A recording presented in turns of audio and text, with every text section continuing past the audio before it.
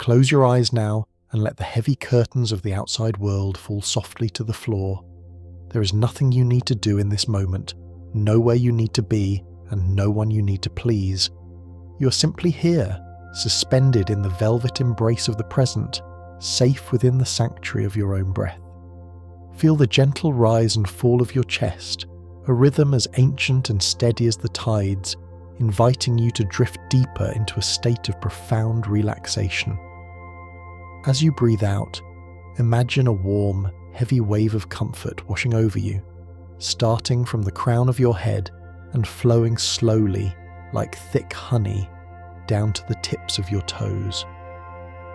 The noise of the day begins to fade, replaced by a soothing silence that wraps around you like a soft woolen blanket. In this quiet space, we invite your mind to travel, to float away from the room you lie in, and to drift toward a place of primal peace. Picture yourself standing at the edge of a vast ancient forest. The light here is dim and dappled, filtered through layers of emerald leaves, creating a twilight that feels eternal and protective. The air is cool and smells of rich, damp earth and pine needles. You step forward, and the ground beneath you feels soft, spongy, and welcoming. This is a place where time moves differently, where the clock is measured not in seconds, but in the slow growth of bark and the gentle unfurling of ferns. Here, amidst the towering giants of nature, we will explore the hidden wonders of the woodland, letting each truth we uncover guide you deeper into restful slumber. Let your imagination reach out and touch the rough texture of the trees, feel the coolness of the shade, and listen to the hush that settles over the world. You're safe here. You're grounded here. You're ready to dream. As you stand amidst this cathedral of trees, visualize the ground beneath your feet. It appears solid and still, yet beneath the layers of fallen leaves and rich dark soil, there lies a secret universe, a bustling, silent civilization hidden from the eye. Imagine intricate networks of tiny white threads, finer than spun silk, weaving through the earth, connecting the roots of one tree to another in a vast subterranean web. This is the mycorrhizal network, a symbiotic partnership between fungi and plant roots that functions as the forest's own neural system. Through these microscopic pipelines, the trees are constantly communicating, sharing nutrients and warnings in a slow, chemical language of care. Picture a grand, ancient oak tree, its roots deep and sprawling, using this fungal bridge to send sugar and carbon to a sapling growing in the shade nearby, a youngster struggling to find the light. It is a profound act of woodland altruism, a silent testament to the community that exists in nature. The forest is not a collection of solitary individuals, but a single, breathing organism where the strong support the weak and resources flow like water to where they are needed most. Visualize these threads glowing softly with a pulse of energy, a web of life that cradles the roots of the forest, ensuring that no tree truly stands alone. This connection is slow, deliberate and endless, a comforting reminder that beneath the surface of things there is always support, always a connection holding everything together in perfect balance. Allow your mind to drift up from the roots, rising through the soil to the surface, where the air feels crisp and impossibly clean. Imagine yourself simply standing still in this atmosphere, practicing a gentle art form that originated in the quiet mountains of Japan. This is the practice of shinrin-yoku, or forest bathing. It requires no physical exertion, no hiking, no destination. It is simply the act of immersing oneself in the atmosphere of the woods, soaking in the environment through every sense. Visualize the green light of the forest entering your eyes, calming the nervous system, slowing your heart rate to match the rhythmic sway of the branches. Think of the forest as a bath for your mind, washing away the dust of anxiety and the grime of stress. Studies have shown that simply being in this environment surrounded by the living wood lowers cortisol levels and invites a deep physiological peace. Imagine your skin absorbing the coolness of the air, your ears drinking in the silence, your nose filling with the scent of damp earth. There is no rush here. You're bathing in the essence of tranquility. Every breath you take in this visualized forest infuses you with a restorative power, a gentle medicine that has been used for centuries. You're floating in a sea of green, weightless and unburdened, allowing the forest to do the work of healing while you simply exist, present and peaceful, wrapped in the living embrace of nature. From the air around you, bring your focus down to the textures that blanket the forest floor, specifically the soft, vibrant cushions of green that cling to rocks and creep up the trunks of trees. This is moss, the forest's oldest and most gentle guardian. Picture a vast carpet of this emerald velvet stretching out in every direction, softening the hard edges of the landscape. Moss possesses no roots, drawing its moisture and nutrients directly from the air and rain, making it a master of patience and resilience. It is the silence keeper of the woods. Because of its soft, porous structure, moss absorbs sound, dampening the noise of the world and creating that hushed, cathedral-like atmosphere that defines deep woodland. Visualize yourself lying down on a bed of this thick, lush moss. It conforms to your shape, cooler than the air, smelling of rain and stone. It is soft to the touch, like the finest fur, yet it is vibrant with life. This humble plant acts as a colossal sponge, soaking up rainfall and releasing it slowly, preventing erosion and keeping the forest humid and lush. It is a slow-motion river of green, covering the scars of the forest, turning fallen logs and grey stones into works of living art. Feel the sensation of that softness against your fingertips and your mind's eye, a tactile anchor that grounds you in comfort, reminding you that nature is soft, yielding, and ready to cushion you. As you lie on this velvet bed, take a deep, slow breath in through your nose. Notice the distinct, sharp, and refreshing aroma that fills your lungs. It is more than just a pleasant smell, it is an invisible shield. The trees around you, the pines, the cedars, the firs, are releasing airborne compounds called phytoncides. These are the essential oils of the wood, natural chemicals produced by the trees to protect themselves from insects and decay. But when you breathe them in, they become a gift to your body. Visualize these scents as a mist of pale gold and silver swirling through the air. As you inhale, these phytoncides boost your immune system, increasing the count of natural killer cells in your body, the warriors that fight off illness. It is as if the forest is actively healing you with every respiration.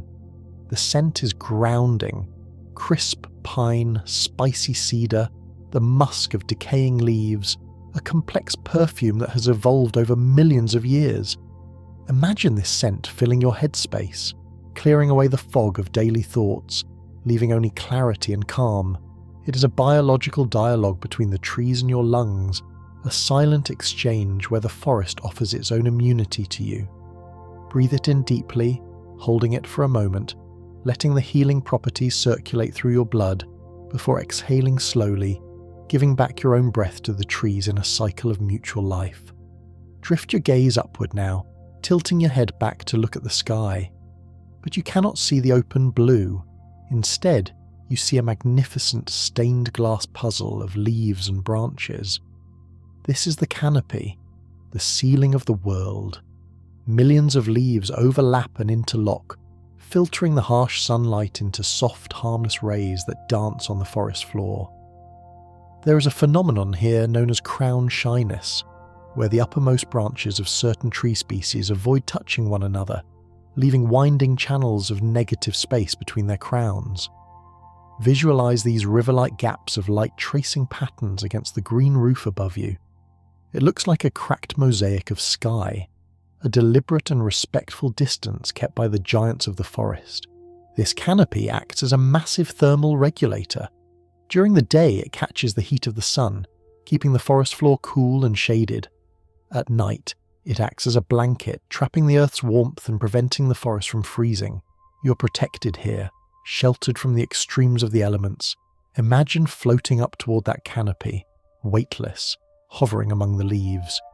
The light here is translucent green, glowing with chlorophyll.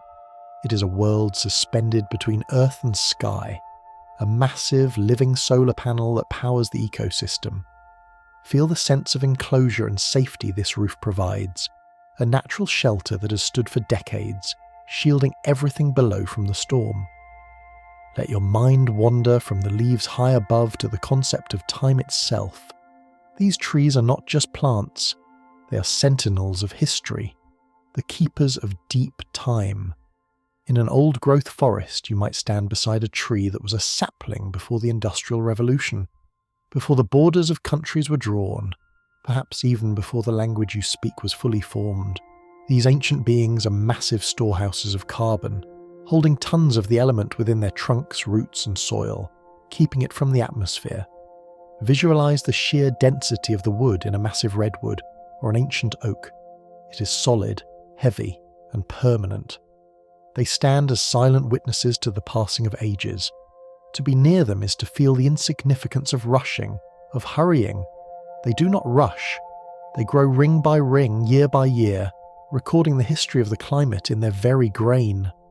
Imagine placing your hand on the rough, deeply furrowed bark of a tree that is 500 years old. You can feel a low, slow vibration of life, a hum that is almost too deep to hear. It anchors you. It reminds you that patience is the true power of nature. There is no need to move fast when you're building something that will last for centuries. Let that slowness seep into your bones. You're part of this timeline now, standing in the shadow of giants, protected by their immense silent strength. Now bring your attention to the auditory landscape of this sanctuary. Listen closely. There is a specific word for the sound you hear, citharism. It is a word derived from the Greek, describing the sound of the wind whispering through the leaves of the trees. It is not a single sound, but a symphony of millions of tiny collisions, leaf against leaf, needle against needle, creating a white noise that is perfect in its randomness. Visualize a gentle breeze moving through the upper branches. It sounds like the distant ocean, a rushing, hushing sound that swells and fades. The deciduous leaves of oaks and maples clap and rustle like dry paper, while the needles of the pine trees sing a softer, sibilant song, a long shh that quiets the world. This sound has been a lullaby to humans for as long as we have walked the earth. It creates a sonic curtain, blocking out the jarring noises of the modern world and replacing them with a natural frequency that the brain recognizes as safety. Let this sound wash over you. Imagine the wind is a physical sensation, gently brushing your hair, cooling your forehead, carrying that whispering song into your ears.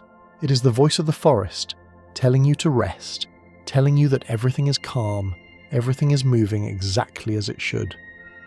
As the wind settles and the light in our visualized forest begins to dim, turning from the green of day to the indigo of twilight, a new wonder emerges from the darkness. Deep in the woods, on rotting logs and damp tree stumps, a faint ghostly light begins to flicker. This is bioluminescence, sometimes called foxfire or fairy fire. It is created by certain species of fungi that consume decaying wood, and in the process emit a soft greenish-blue glow. Picture yourself walking through the darkened forest, guided only by these patches of ethereal light. It looks as if the stars have fallen from the sky and embedded themselves in the wood. The glow is cool, chemical, and silent, a magic trick of chemistry happening in the dark. It reminds us that even in the deepest shadow, there is light to be found, often where we least expect it. Visualize this soft luminescence pulsing gently, a heartbeat of light in the undergrowth. It is not bright enough to read by, but it is bright enough to dream by. It gives the forest a mystical, otherworldly quality, turning the fearful dark into a place of wonder. Watch the foxfire glow, steady and calm, a natural nightlight provided by the forest to guide the weary traveller into the realm of sleep. Finally, in this glowing darkness, look down at the forest floor once more. You see a massive fallen tree covered in moss and ferns. This is not a tragedy, but a beginning. This is a nurse log. In the forest, death is not an end, but a transition. As the giant tree decays, it becomes a sponge for water and a reservoir of nutrients. Seeds from other trees fall onto its soft, mossy back, finding a perfect, rich place to germinate. Visualize a row of young hemlocks or spruces growing in a straight line along the length of the fallen trunk. They are drawing their life directly from the ancestor that came before them. The nurse log offers them elevation above the competitive ferns of the forest floor, lifting them toward the light. It feeds them, waters them, and holds them up. It is a slow, beautiful cycle of renewal. Imagine the softness of the decaying wood, how it yields to the new roots, giving everything it has to the next generation. It is a message of hope and continuity. Nothing is ever truly lost in the forest. It is simply transformed. Let this thought comfort you, the knowledge that life is a circle, a continuous flow of energy where every ending supports a new beginning. Rest your mind on this nurse log, feeling the support of what has passed and the promise of what is to come as you drift deeper and deeper into the quiet, endless woods. From that soft, yielding bed of the nurse log, where the past cradles the future, a distinct and primitive aroma begins to rise, filling the air with the very essence of the earth.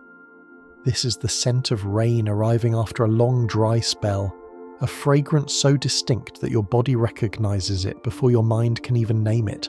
Science calls this petrichor, a word derived from the stones of ancient Greece, but the forest knows it simply as the breath of the soil. Visualize the first heavy droplets of a warm summer rain falling through the canopy, striking the dry, porous ground with a gentle rhythmic patter. As the water hits the earth, it disturbs tiny, dormant bacteria living in the soil called actinomycetes.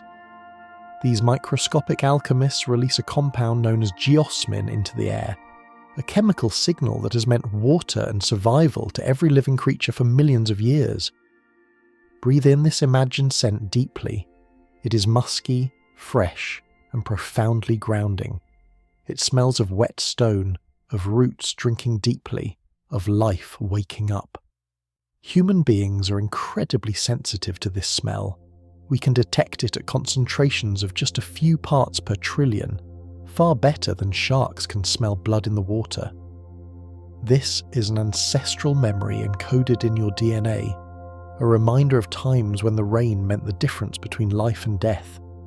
In the forest, this scent signals a time of renewal. The dust is washed away, the colours deepen and become saturated, and the air is scrubbed clean. Allow this fragrance to settle in your mind, cooling your thoughts, washing away the mental dust of the day, leaving you with a sense of clarity and freshness, as if a gentle rain has just washed over your own spirit. As the rain seeps into the ground, it travels down, past the surface roots, deep into the hidden history of the woods. Inside the trunk of every tree standing around you, there is a secret library, a record of time kept with absolute precision. These are the tree rings, the concentric circles of growth that mark the passage of years. Visualize a cross-section of a great pine or oak.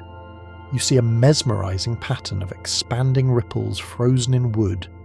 Each ring tells a story of a specific year. A wide, light-coloured band speaks of a wet, lush spring where the sun was warm and growth was rapid. A narrow, dark band whispers of a harsh winter or a dry summer where the tree had to conserve its energy. This is the science of dendrochronology, but here, in the quiet of our journey, it is a meditation on endurance. The tree does not judge the bad years or boast of the good ones. It simply records them, wrapping one layer over another, growing stronger and wider with every season that passes. Picture the core of the tree, the sapling it once was, safely protected in the very centre of the trunk. The tree you see today is merely the outer shell of all the trees it has been in the past. It holds its own history within it, just as you hold yours. Feel the stability of that structure. To have rings is to have survived. To be thick with wood is to have weathered the storm. Let this image remind you that your own challenges are simply narrow rings in the vast, expanding circle of your life, adding to your strength, adding to your substance, creating a sturdy core that cannot be shaken. The water that fed those rings does not stay in the ground forever. It begins a journey upward, defying gravity, drawn by the invisible pull of the sun. This is the miracle of transpiration, the forest's great exhalation. Imagine the millions of gallons of water moving silently up through the trunks of the trees around you, travelling through microscopic tubes called xylem, rising higher and higher until it reaches the leaves. There, through tiny pores on the undersides of the foliage, the water is released as a fine, invisible vapour. It is as if the forest is sweating cool mist, regulating the temperature of the entire planet. Visualize this process as a river in the sky. A single large oak tree can transpire 40,000 gallons of water into the atmosphere in a year. You're walking through a mist-generating machine, a natural air conditioner that keeps the forest air significantly cooler than the city or the plains. Feel this coolness on your skin. It is a moist, refreshing chill that hydrates your pores. As the trees breathe out moisture, they create clouds above the canopy, seeding the rain that will eventually fall back down to start the cycle anew. It is a perfect loop of giving and receiving. Imagine yourself breathing in rhythm with the trees, inhaling the oxygen they offer, exhaling the carbon they need, while the water vapour swirls around you, a gentle, humid embrace that softens the edges of reality and invites you to float in the damp, heavy air. As the seasons in our visualization shift, the green canopy slowly fades, replaced by the stark, beautiful geometry of winter. A silence falls over the forest that is deeper and more profound than any other. This is the silence of snow. Picture the woods covered in a thick, pristine blanket of white. The snow clings to the hemlock boughs, bending them into graceful arches, and piles high on the fallen logs, smoothing out the roughness of the terrain. But this snow is more than just a visual transformation. It is an acoustic dampener. Freshly fallen snow is composed of ice crystals trapped in a lattice of air, making it highly porous. Essentially, nature's acoustic foam. When sound waves travel through a snowy forest, they are trapped in the tiny pockets of air between the crystals, absorbed rather than reflected. The result is a hushed world, where footsteps are muffled and the wind is just a ghost of a sound. Imagine walking through this white stillness. The air is crisp and cold, biting gently at your nose, but your body is warm. The silence is so absolute that you can hear the sound of your own heart beating, a steady, comforting drum. It is a silence that demands nothing of you. It does not ask you to listen, or to analyze, or to respond. It simply wraps you in a cocoon of quietude. In this space, your mind can finally stop its chatter. The white landscape is a blank canvas, a visual representation of a clear, unburdened mind. Rest in this cold, quiet comfort, feeling the heavy blanket of snow insulating you from the noise of the world outside. Yet, even in the depths of this white winter, there are splashes of stubborn, vibrant life. Look closely at the pine, the spruce, and the fir trees. They remain defiantly green, piercing the monochrome landscape with colour. These are the evergreens. Their needles are a marvel of evolutionary engineering, designed to survive the harshest conditions. Visualize a single pine needle. It is thin, tough, and coated in a waxy substance called the cuticle. This wax seals moisture inside the needle, preventing it from drying out in the freezing winds, while the dark green colour maximizes the absorption of weak winter sunlight. The evergreen is a symbol of immortality, of life that persists even when the world seems to sleep. In ancient times, people brought these boughs into their homes to remind themselves that the sun would return, that life would continue. Picture the contrast of the dark, rich green against the blinding white of the snow. It is a colour that soothes the eyes, a promise that vitality is always present, even in dormancy. The scent of these needles is sharper now, a crisp, resinous perfume released by the cold. It clears the sinuses and wakes up the senses. Imagine running your hand along a bough. The needles are firm but flexible, brushing against your palm like the bristles of a soft brush. They are the guardians of the forest, standing watch through the long winter night, holding the space for the spring that is sure to come. Deep beneath the snow, and flowing through the warmer seasons as well, the lifeblood of the forest moves in the form of a winding stream. Picture a small, clear brook meandering through the trees, tumbling over smooth grey stones. The water is crystal clear, filtered by the moss and the soil, cold enough to numb your fingers.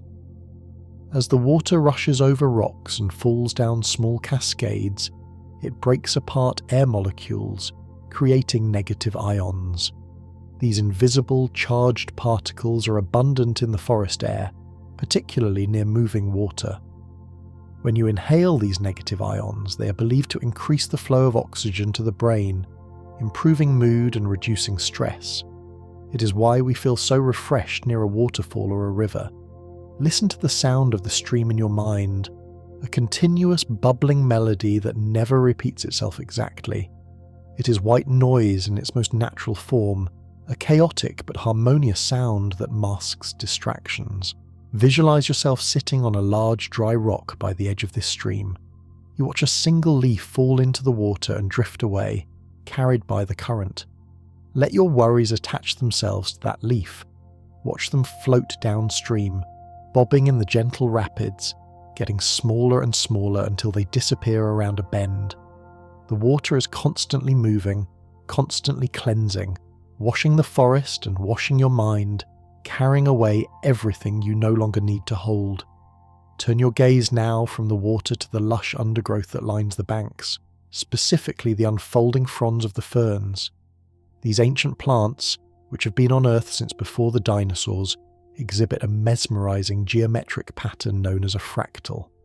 A fractal is a complex shape that looks the same at every scale. If you zoom in on a small part of the fern leaf, it looks exactly like the whole leaf. This is self-similarity. Visualize a young fern in the spring known as a fiddlehead. It is a tight green spiral, packed with potential energy, waiting to unfurl. As it opens, it reveals smaller spirals within spirals, a perfect mathematical design unfolding in slow motion. Human beings are naturally drawn to these fractal patterns. Our eyes find them incredibly easy to process. Studies suggest that simply looking at the repeating patterns of nature, the branching of trees, the veins of a leaf, the fronds of a fern, induces a state of fractal fluency, where the brain's stress response is lowered by as much as 60%. The forest is not random chaos. It is an organized, harmonious structure. Let your eyes trace the elegant curve of the fern, following the spiral inward to its center. It is a path to the center of yourself. The predictability of the pattern feels safe, a visual rhythm that lulls the brain into a state of alpha wave relaxation. As you trace the patterns of the fern, you might notice a drop of golden liquid oozing from the bark of a nearby pine tree. This is resin, the forest's healing balm. When a tree is injured by a storm, an insect, or a scratch, it produces this sticky aromatic substance to seal the wound. It acts as a bandage, hardening over the cut to prevent infection and trap invaders. Over millions of years, this resin can harden into amber, preserving whatever is caught inside it for eternity, a time capsule of golden light. Visualize the slow, viscous flow of the resin. It catches the sunlight, glowing like liquid honey. It smells intense, sharp, and piney. This is the tree actively taking care of itself, prioritizing its own healing. It is a slow process. The resin takes time to flow and time to harden. It does not rush the recovery.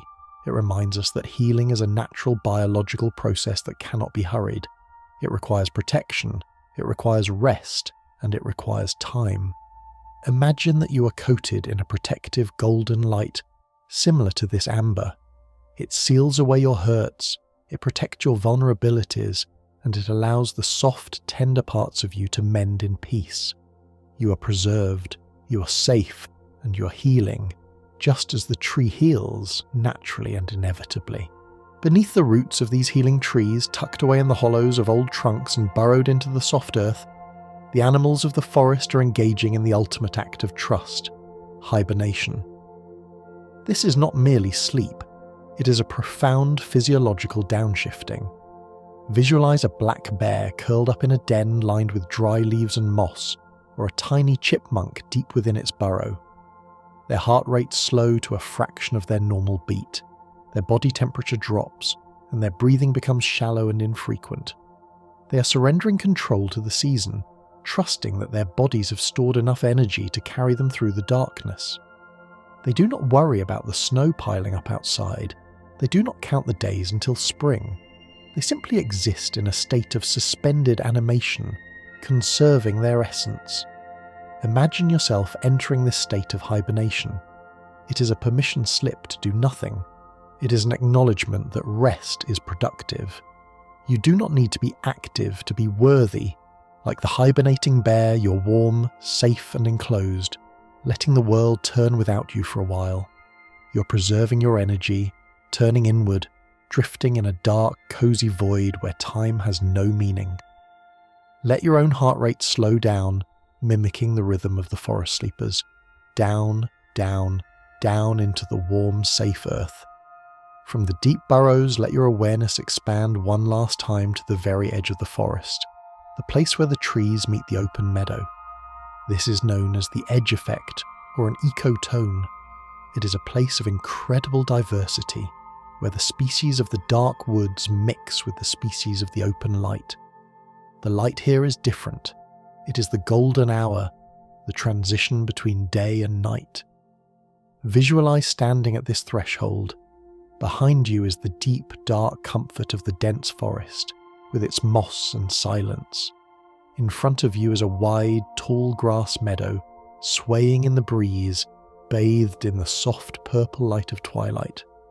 This boundary is not a wall, but a gradient.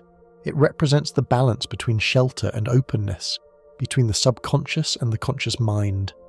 You can stand here and have the best of both worlds. You can feel the protection of the trees at your back while watching the stars begin to appear over the open field. The air here is moving, carrying the scent of wildflowers from the meadow and the scent of pine from the woods. It is a place of perfect equilibrium. Stand in this doorway of nature, feeling the harmony of opposites, the blending of the light and the dark, knowing that you can move between them whenever you choose. But for now, you're content to simply stand, breathe, and be held by the beauty of both. Standing at this threshold between the open meadow and the deep woods, as the twilight deepens into the velvety embrace of true night, you become aware of a presence that commands the darkness without a sound. High above in the branches of an ancient beech tree, a silhouette watches with eyes that gather the faintest starlight. This is the realm of the owl, the silent guardian of the forest night. While most creatures announce their movement with the rustle of leaves or the snap of twigs, the owl has evolved a mastery of the air that defies our understanding of physics. Visualize the feathers of its wings. They are not smooth and rigid like those of a hawk, but soft, fringed, and serrated like the teeth of a comb. This intricate design breaks up the turbulence of the air, shattering the sound waves into nothingness. When an owl takes flight, it does not slice through the air, it swims through it, creating no friction, no noise, no warning. Imagine this bird lifting off from its perch, gliding past your ear so closely that you feel the wind of its passage, yet you hear absolutely nothing. It is a ghost of feathers and focus. This silence is a profound lesson in grace. It teaches us that power does not need to be loud to be effective. You can move through your life, through your challenges, with this same quiet dignity, gliding effortlessly over obstacles without creating conflict or chaos. Let the image of the silent owl settle in your mind, a symbol of stealthy, peaceful observation, gliding through the dark forest of your thoughts, quieting them one by one with the soft sweep of its wings. As the owl patrols the air, the trees themselves begin to undergo a transformation that was, until recently, a secret known only to the night. We often think of trees as static, unmoving statues, but recent scientific discoveries using laser scanning have revealed that trees actually sleep. This is a circadian rhythm, a physical cycle of rest and wakefulness that mirrors our own. During the day, the branches are held rigid and high, reaching for the sun, taut with the tension of photosynthesis and water transport. But as the sun vanishes and the darkness settles, the trees let go. Visualize the millions of trees around you in this darkened forest, slowly relaxing their muscular structure. Their branches droop, lowering by several inches, sometimes even more. It is a collective exhale, a release of the day's effort. The tension leaves the wood, the leaves soften their posture, and the entire forest enters a state of deep vegetative slumber. It is a comforting thought to know that you're not the only one resting right now. The majestic oak, the towering pine, and the graceful birch are all sleeping beside you, their limbs heavy and relaxed. Imagine your own body mimicking this arboreal sleep. Feel your shoulders drop just as the branches drop. Feel the tension in your spine unwind just as the trunk softens. You're in sync with the forest, sharing in this universal, rhythmic downtime, surrounded by a world that understands the absolute necessity of rest. While the trees sleep, a celestial influence exerts a gentle, invisible pull on the fluids coursing through their trunks. Just as the moon drags the oceans back and forth across the globe, creating the tides, it also affects the water within the forest. This is the lunar influence on sap flow.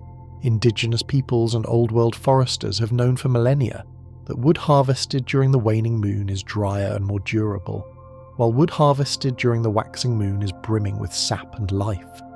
Visualize the full moon rising above the canopy, a luminous pearl in a sea of indigo. Its gravitational pull is subtle but undeniable, tugging at the moisture in the soil, drawing the water up through the roots and into the body of the trees. It is a slow, vertical tide, a heartbeat of the earth that beats once a month. Picture the sap rising inside the bark, responding to the silent call of the moon, a connection that spans hundreds of thousands of miles. This reminds us that we are part of a cosmic system, that the fluids in our own bodies, our blood, our hydration, are dancing to the same rhythm as the forest sap and the ocean tides. You're connected to the stars and the planets in a very literal way. Let yourself feel that gentle magnetic pull, a sensation of weightlessness and flow, as if the moon is gently rocking you, and the forest in a cradle of silver light. As the night slowly rotates toward the dawn, the temperature drops, and the air becomes saturated with moisture.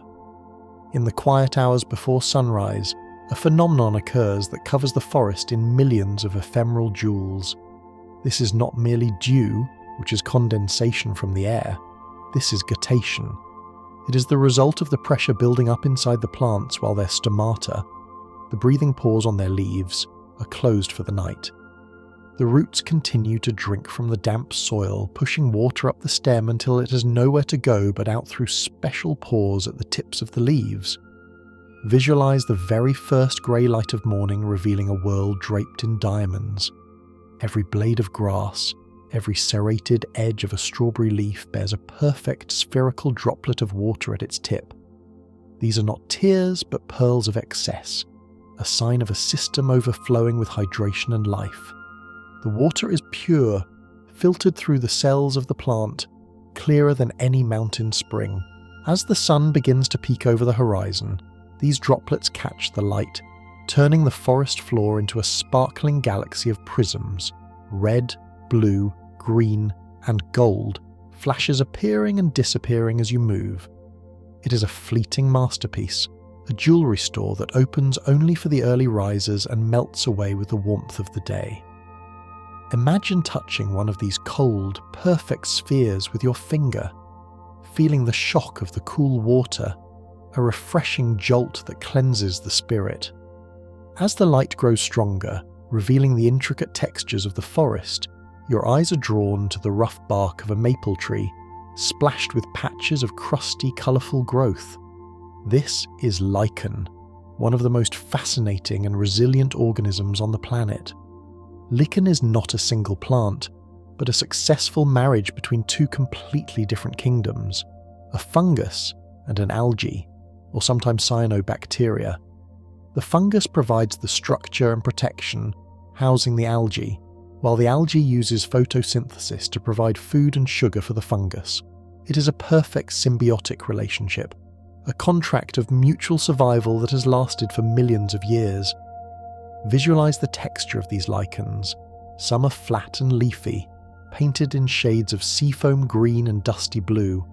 Others are crusty and orange, or hanging like old grey beards from the branches. They grow incredibly slowly, sometimes only a millimetre per year. A patch of lichen the size of a dinner plate could be older than the tree it sits upon, older than the nation you live in. They are the patient observers of history. Furthermore, lichens are extremely sensitive to air pollution. They can only survive where the air is pure and clean. To see an abundance of lichen is to know that you are breathing pristine air, oxygen that is untainted by industry. Breathe in that knowledge. Every inhalation in this lichen-rich forest is a gift of purity to your lungs. Admire the slow, deliberate pace of their existence, teaching us that growth does not need to be fast to be significant. Moving deeper into the woodland, the terrain shifts, and you find yourself in a grove of trees that seem identical, their white bark peeling in papery strips, their leaves shivering in the slightest breath of wind. These are quaking aspens. While they look like individual trees, they are in fact one single colossal organism. Underground, they are connected by a massive shared root system. This is a clonal colony. The most famous of these, known as Pando in Utah, is considered one of the heaviest and oldest living things on Earth, spanning dozens of acres and dating back thousands of years. Visualize standing in the center of this cathedral of white trunks. The leaves above you are flat and attached to the branch by a flattened stalk, which causes them to tremble or quake, even when the air feels still. This creates a soft, rushing sound, like a gentle applause or the sound of distant rain. But the true magic lies beneath your feet. If you were to water one tree, the moisture would eventually spread to all of them. If one tree falls, the root system survives to send up a new shoot. It is a profound realization of unity. In this grove, the concept of self dissolves into the concept of us. You are never truly alone, just as no aspen stem is truly alone. Feel the strength of that connection, the invisible network of support that binds the community together, making the whole forest resilient, immortal, and endlessly regenerating. Lift your gaze from the white trunks to the high canopy of the tropical or temperate rainforest, where distinct bursts of green explode from the branches of the tallest trees. These are epiphytes, also known as air plants. Ferns, orchids, bromeliads, and mosses drape themselves over the high limbs, creating a garden suspended in the sky. Unlike parasites, epiphytes do not steal from the host tree. They simply use it as a perch, a way to get closer to the sunlight. Visualize these hanging gardens, roots dangling into the moist air rather than the soil. They drink the fog and catch the rain. They eat the dust and the decaying leaves that fall from the canopy above. They are masters of adaptation, finding a home where no soil exists. Imagine the freedom of living like an epiphyte, untethered from the ground, suspended in the light, drawing everything you need from the atmosphere around you. It is a life of elevation and lightness.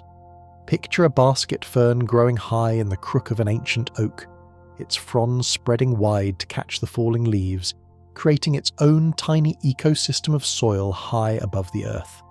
It reminds us that we can find nourishment in unexpected places, and that with a little support we can thrive at any height. Float up in your mind's eye and rest among these aerial plants, swaying gently with the movement of the great tree, held safe between the earth and the sky. Drift slowly back down from the canopy, floating like a leaf, until you land softly on the forest floor. Here, beneath the ferns and the moss, lies the most critical layer of the forest, though it is often overlooked. This is the humus layer, the rich, dark, organic material created by the decomposition of leaves, twigs, and bark. It is the digestive system of the forest. Pick up a handful of this soil in your imagination. It is cool, damp, and almost black.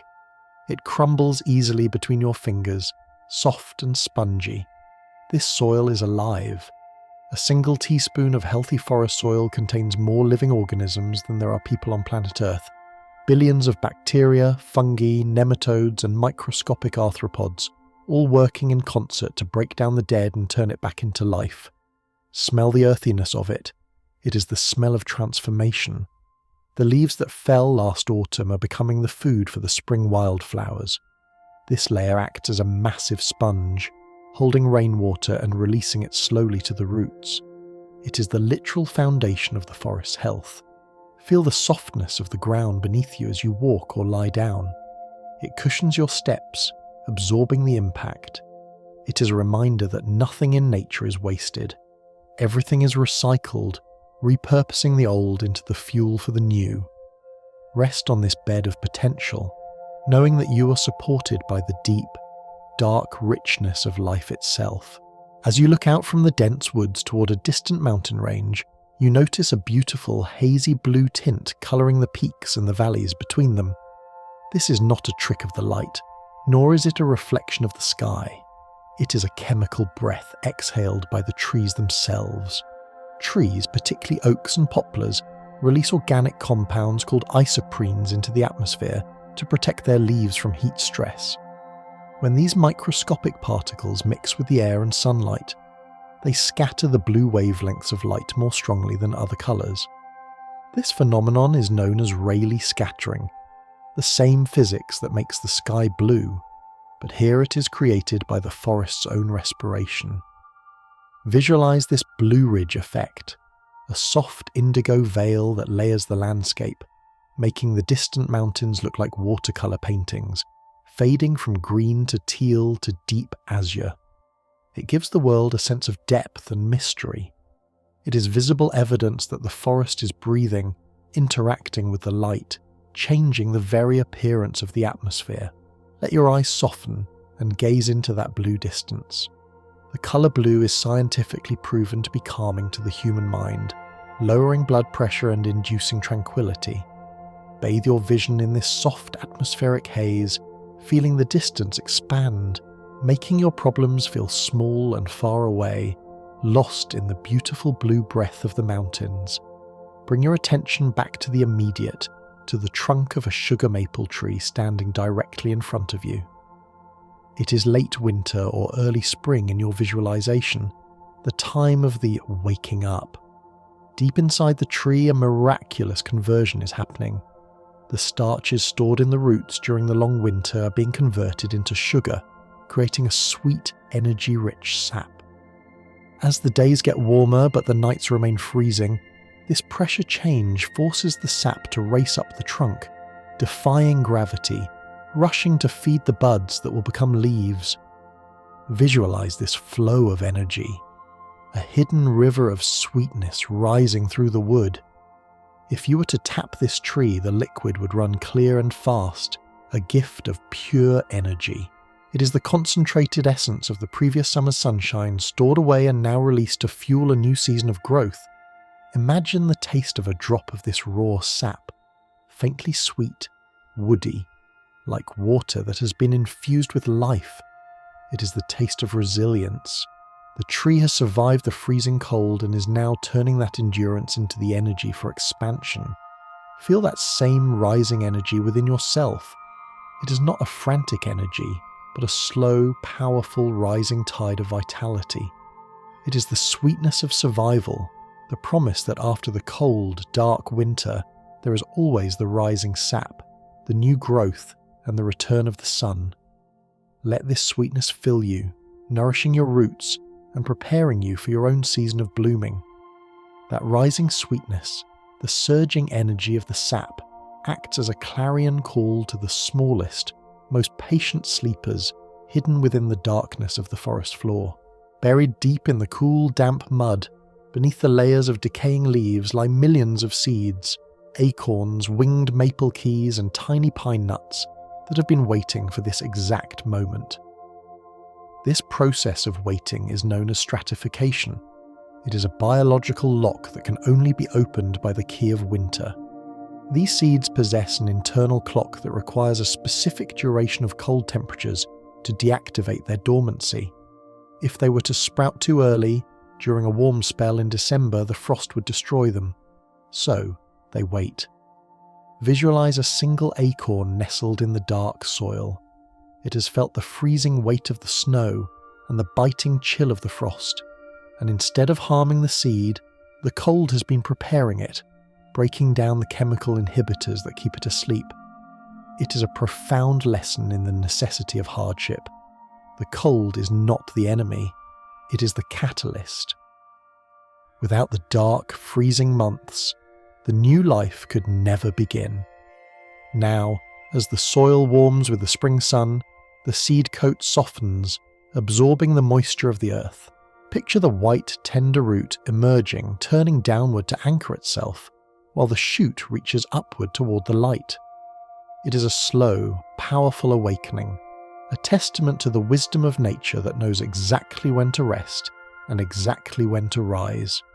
Feel that sense of timing within your own life, the knowledge that your periods of stillness are not wasted, but are simply the necessary stratification before your next season of growth. As the roots anchor themselves below, the branches above are preparing for their own miraculous unveiling.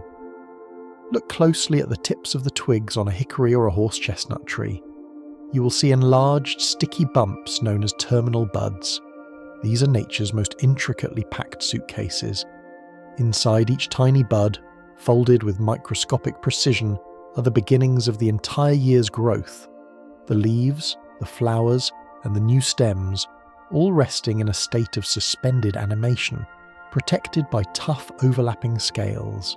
Visualize these bud scales. They are like armor, often coated in a resinous gum that waterproofs the delicate tissues inside, shielding them from the drying winds and hungry insects. As the sap rises and warmth returns, the pressure builds from within. Slowly, gently, the scales begin to part. This is a phenomenon known as bud break. It is not an explosion, but a gentle unfurling, a slow-motion reveal of the tenderest, palest green imaginable. Picture the baby leaves emerging, crinkled and soft, stretching out their limbs to catch the sun. The air around the tree fills with the faint, fresh scent of new greenery, a smell that is the very definition of hope. Watch as the protective scales, their job done, fall silently to the forest floor, allowing the new growth to take its place. It is a reminder that we too build defences that serve us for a time, but there comes a moment when we must shed our armour, open ourselves up, and allow our true potential to unfurl into the light. As these millions of new leaves expand, they begin to perform a feat of physics that paints the entire world in a soothing hue. This is the magic of chlorophyll, the green pigment that powers the planet. But have you ever considered why the forest is green? The sun bathes the earth in a full spectrum of white light, containing all the colours of the rainbow. The chlorophyll molecules in the leaves are hungry for the red and blue wavelengths, absorbing them to create energy. But they have no use for the green light. They reject it, reflecting it back out into the world and into your eyes. Visualize yourself immersed in this reflected light. You're bathing in the colour of balance. In the spectrum of visible light, green sits right in the centre. It requires no adjustment for the human eye to perceive. It lands on the retina exactly where the lens focuses. This is why the colour green is so physically restful. It signals to the primitive brain that there is water, there is shelter, and there is food. Imagine the forest as a massive living prism, filtering the harsh, raw energy of the sun and softening it into this cool, verdant glow. The air itself seems tinted with emerald and jade. Breathe in this colour, let it enter your mind as a vibration of peace, calming the nervous system lowering your heart rate and washing away the strain of staring at screens and artificial lights. You are held in the gentle, reflected embrace of the living wood. Through this sea of green, the sunlight does not fall evenly. It dances. As the wind moves the high branches, the canopy shifts, opening and closing small windows to the sky. Beams of direct, unfiltered sunlight pierce through the shade and strike the forest floor. These are called sunflecks. They are fleeting, moving spotlights that travel across the ground as the earth rotates and the wind blows. Visualize a single sunfleck moving slowly across a patch of ferns. For the plants living in the deep shade of the understory, these brief moments of intensity are everything. A plant might do 50% of its photosynthesis for the entire day in just the few minutes that a sunfleck passes over it. It is a game of patience and readiness. The plants do not chase the light. They wait for the light to find them, and when it does, they are ready to receive it.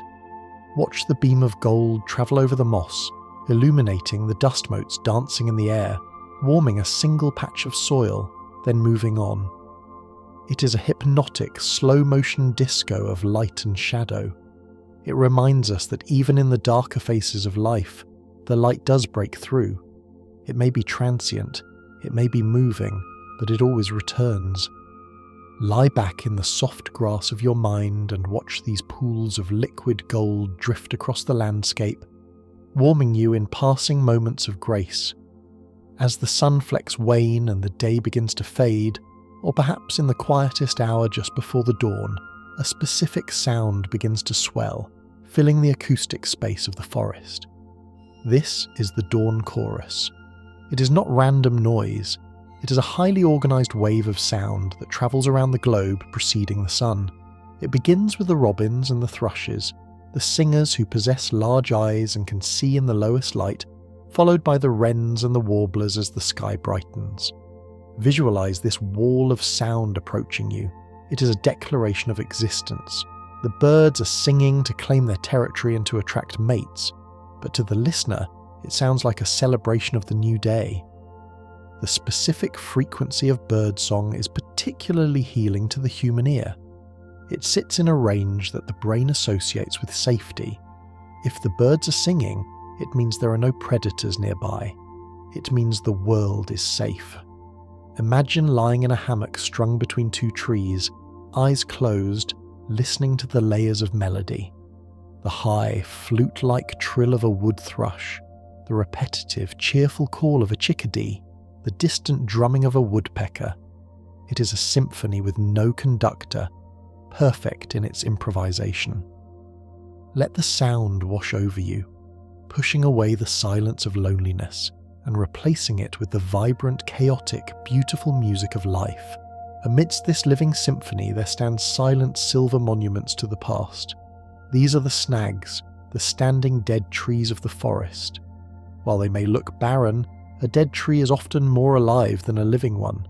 Stripped of its bark, the wood of a snag is bleached by the sun to a bone white or a soft weather-beaten grey.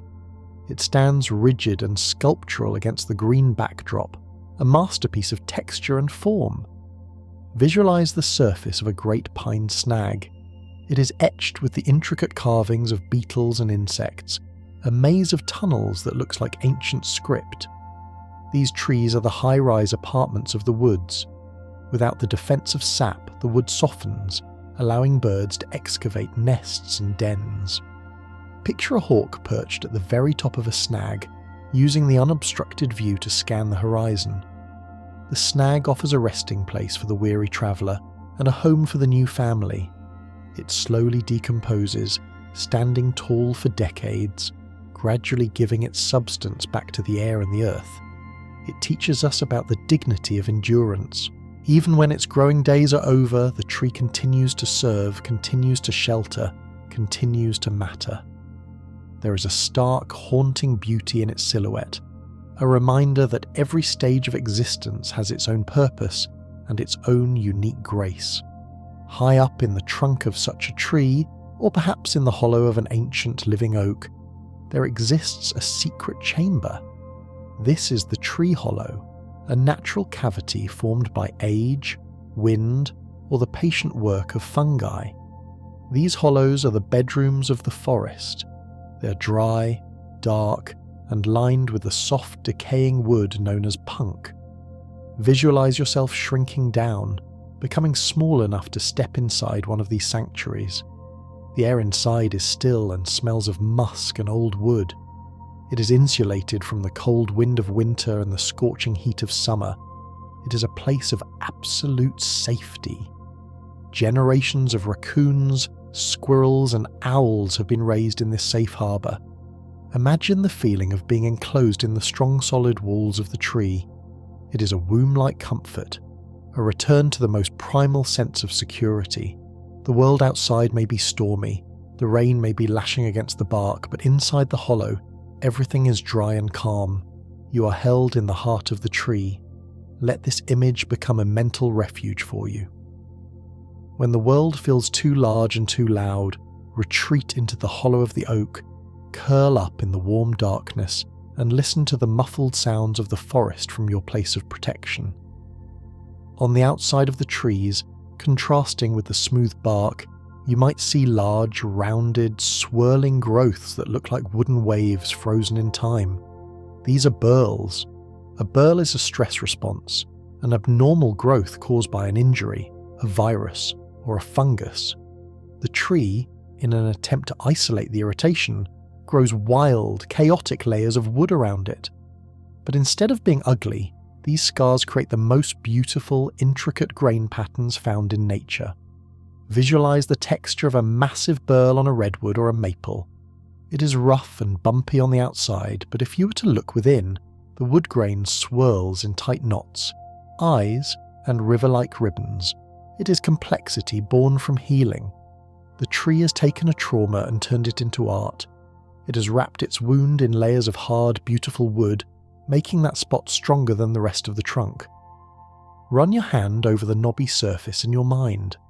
It feels rock hard, solid, and interesting. It is a tactile reminder that our own scars, our own knots, are often the places where we are most complex, most durable, and most beautiful. The forest does not hide its history. It wears it as a badge of honour, turning obstacles into intricate, swirling masterpieces of growth. Shift your focus now from the trunk down to the base of the tree, where the roots disappear into the earth. Sometimes the forest grows on rocky, unforgiving terrain. Here, you can witness the phenomenon of root wedging, the slow hydraulic power of wood against stone. A seed may fall into a tiny crack in a massive granite boulder. As the sapling grows, its roots expand, seeking moisture. Visualize the slow-motion collision between the living root and the unyielding rock. It seems like an impossible battle, but the root has the advantage of time. Year by year, cell by cell, the root expands, exerting thousands of pounds of pressure per square inch. It is a force of nature so slow it is invisible to the eye, yet powerful enough to cleave mountains. Picture the rock finally cracking, splitting open to make way for the tree. It is the triumph of persistence over resistance. It is the soft overcoming the hard. The tree does not strike the rock. It simply grows, steadily and relentlessly. Feel that patient strength within yourself. You do not need to force your way through your obstacles with explosive energy. You simply need to keep growing, keep expanding, and eventually even the hardest stone will yield to your gentle living pressure. As the sun sets on this rocky terrain and the shadows lengthen, the forest floor begins to twinkle with a different kind of light, one that moves and pulses. Emerging from the tall grasses and the low bushes are the fireflies. Unlike the steady, ghostly glow of the fungal foxfire we saw earlier, these are tiny flying lanterns bringing the stars down to earth. Visualize the meadow at the edge of the woods as darkness falls. One yellow-green flash appears, then another, then 100 more. They drift through the air in lazy, looping patterns, signaling to one another in a silent language of light. The chemistry of this light is incredibly efficient. It produces almost no heat, just pure, cold luminescence. It is a cold fire that is safe to touch. Imagine holding out your hand and having a firefly land on your palm. It tickles gently as it crawls, then blink. A soft burst of light illuminates the lines of your hand. Blink. It answers a friend in the distance. The air is filled with these drifting sparks, a biological constellation that blurs the line between the earth and the sky. It is a scene of pure magic, inviting you to let go of logic and drift into wonder. Follow the slow, hypnotic flight of a single firefly as it rises higher and higher, blinking its sleepy rhythm, leading your heavy eyes upward, leading your mind into the soft velvet embrace of the night.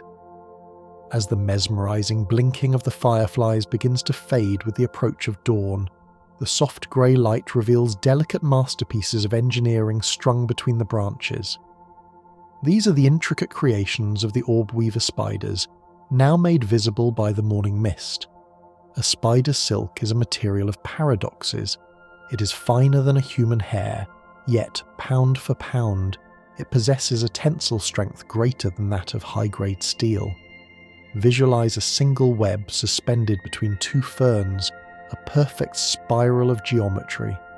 It is laden with hundreds of tiny dewdrops, looking like a necklace of crystal beads strung by an invisible hand.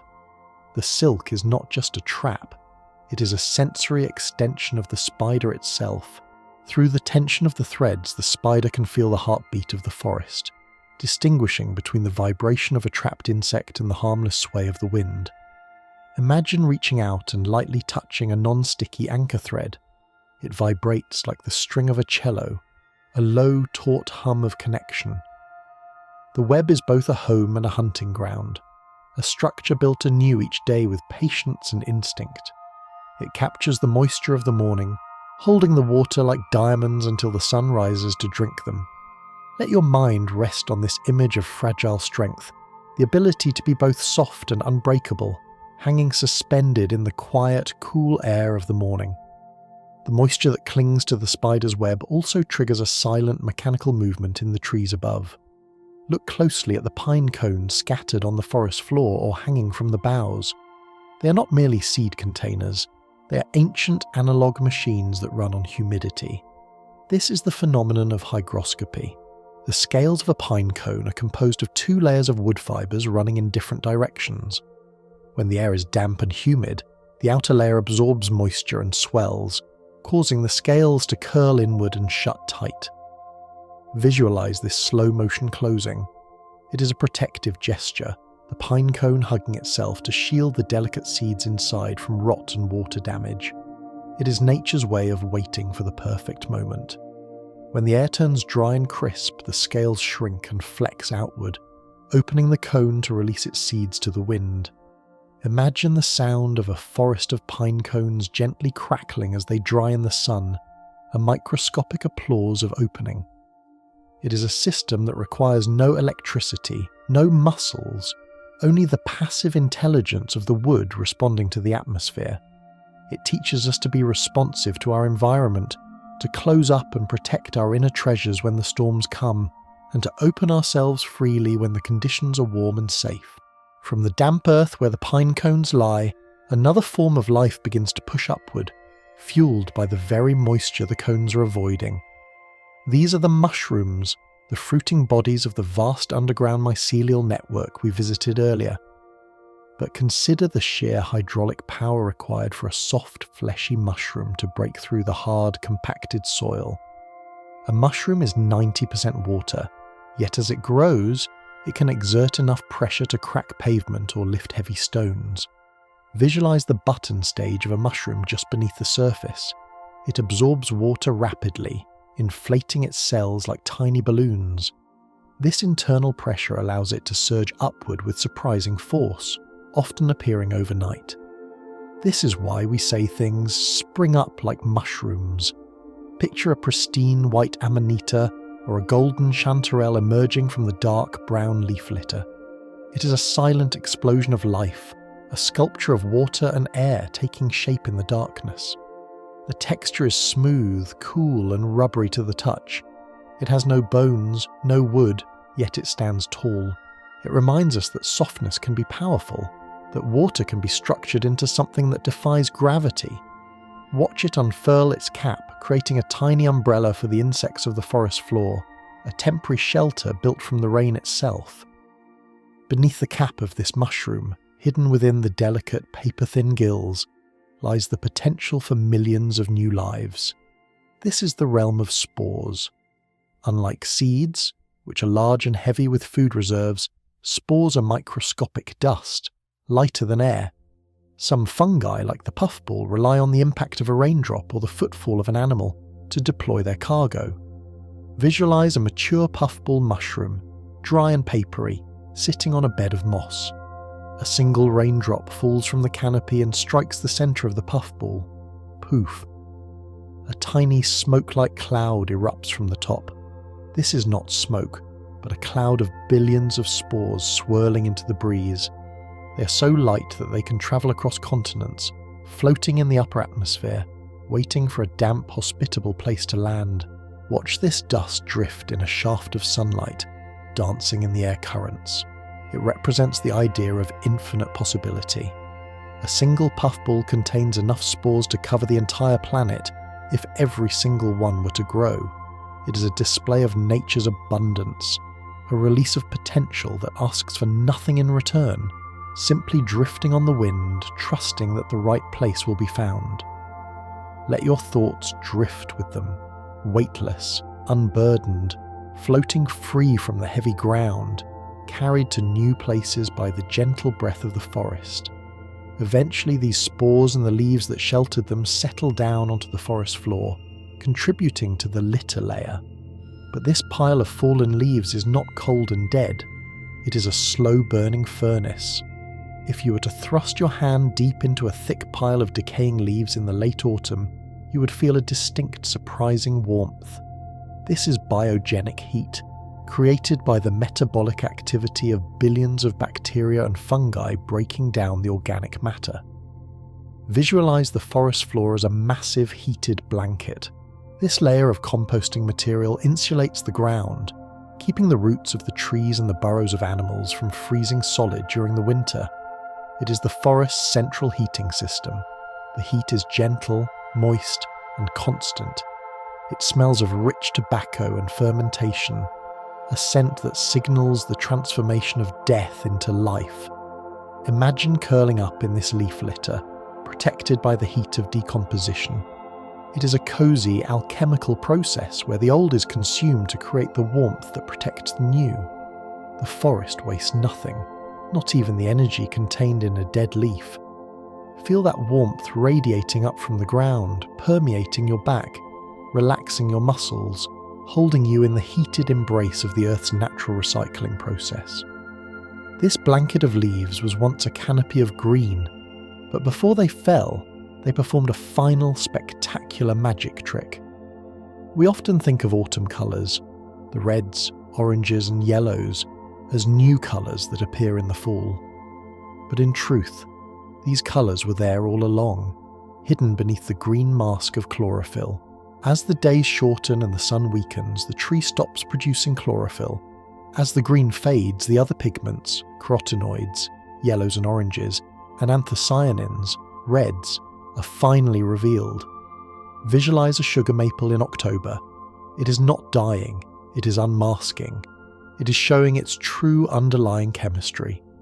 The gold and the crimson were always present, waiting for the green noise to quiet down so they could be seen. This is a beautiful metaphor for our own inner selves. Beneath the busy green energy of our daily work and our active lives, there are deeper, more vibrant colours, our passions, our stillness, our true nature, waiting for a quiet season to be revealed.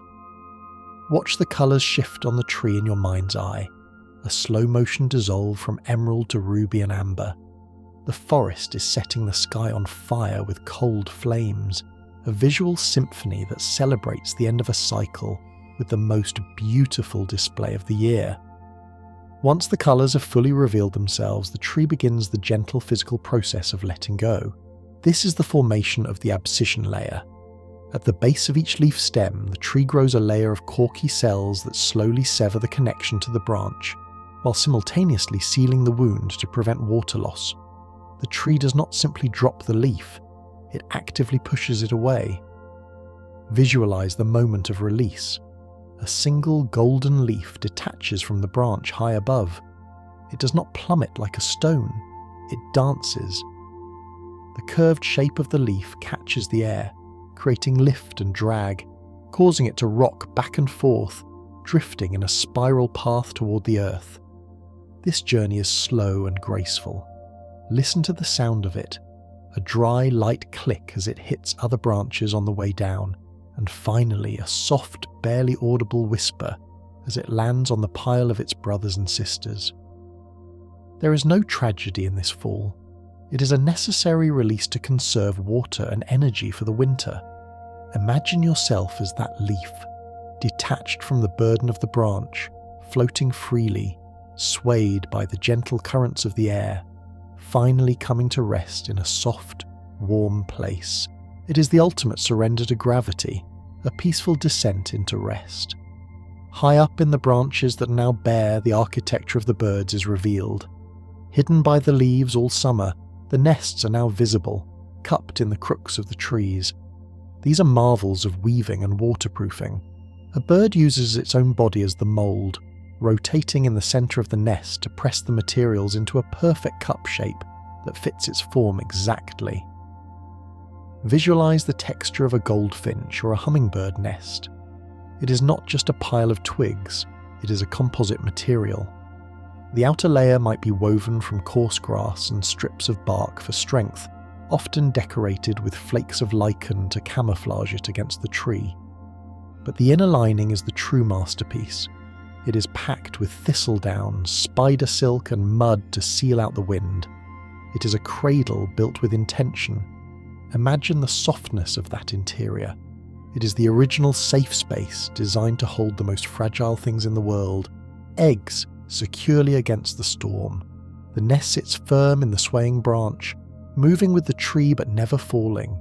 It is a home built from the scraps of the forest, a testament to the ability to create comfort and safety out of whatever is at hand. Inside that nest, and covering the birds that built it, is one of nature's most advanced materials, the feather.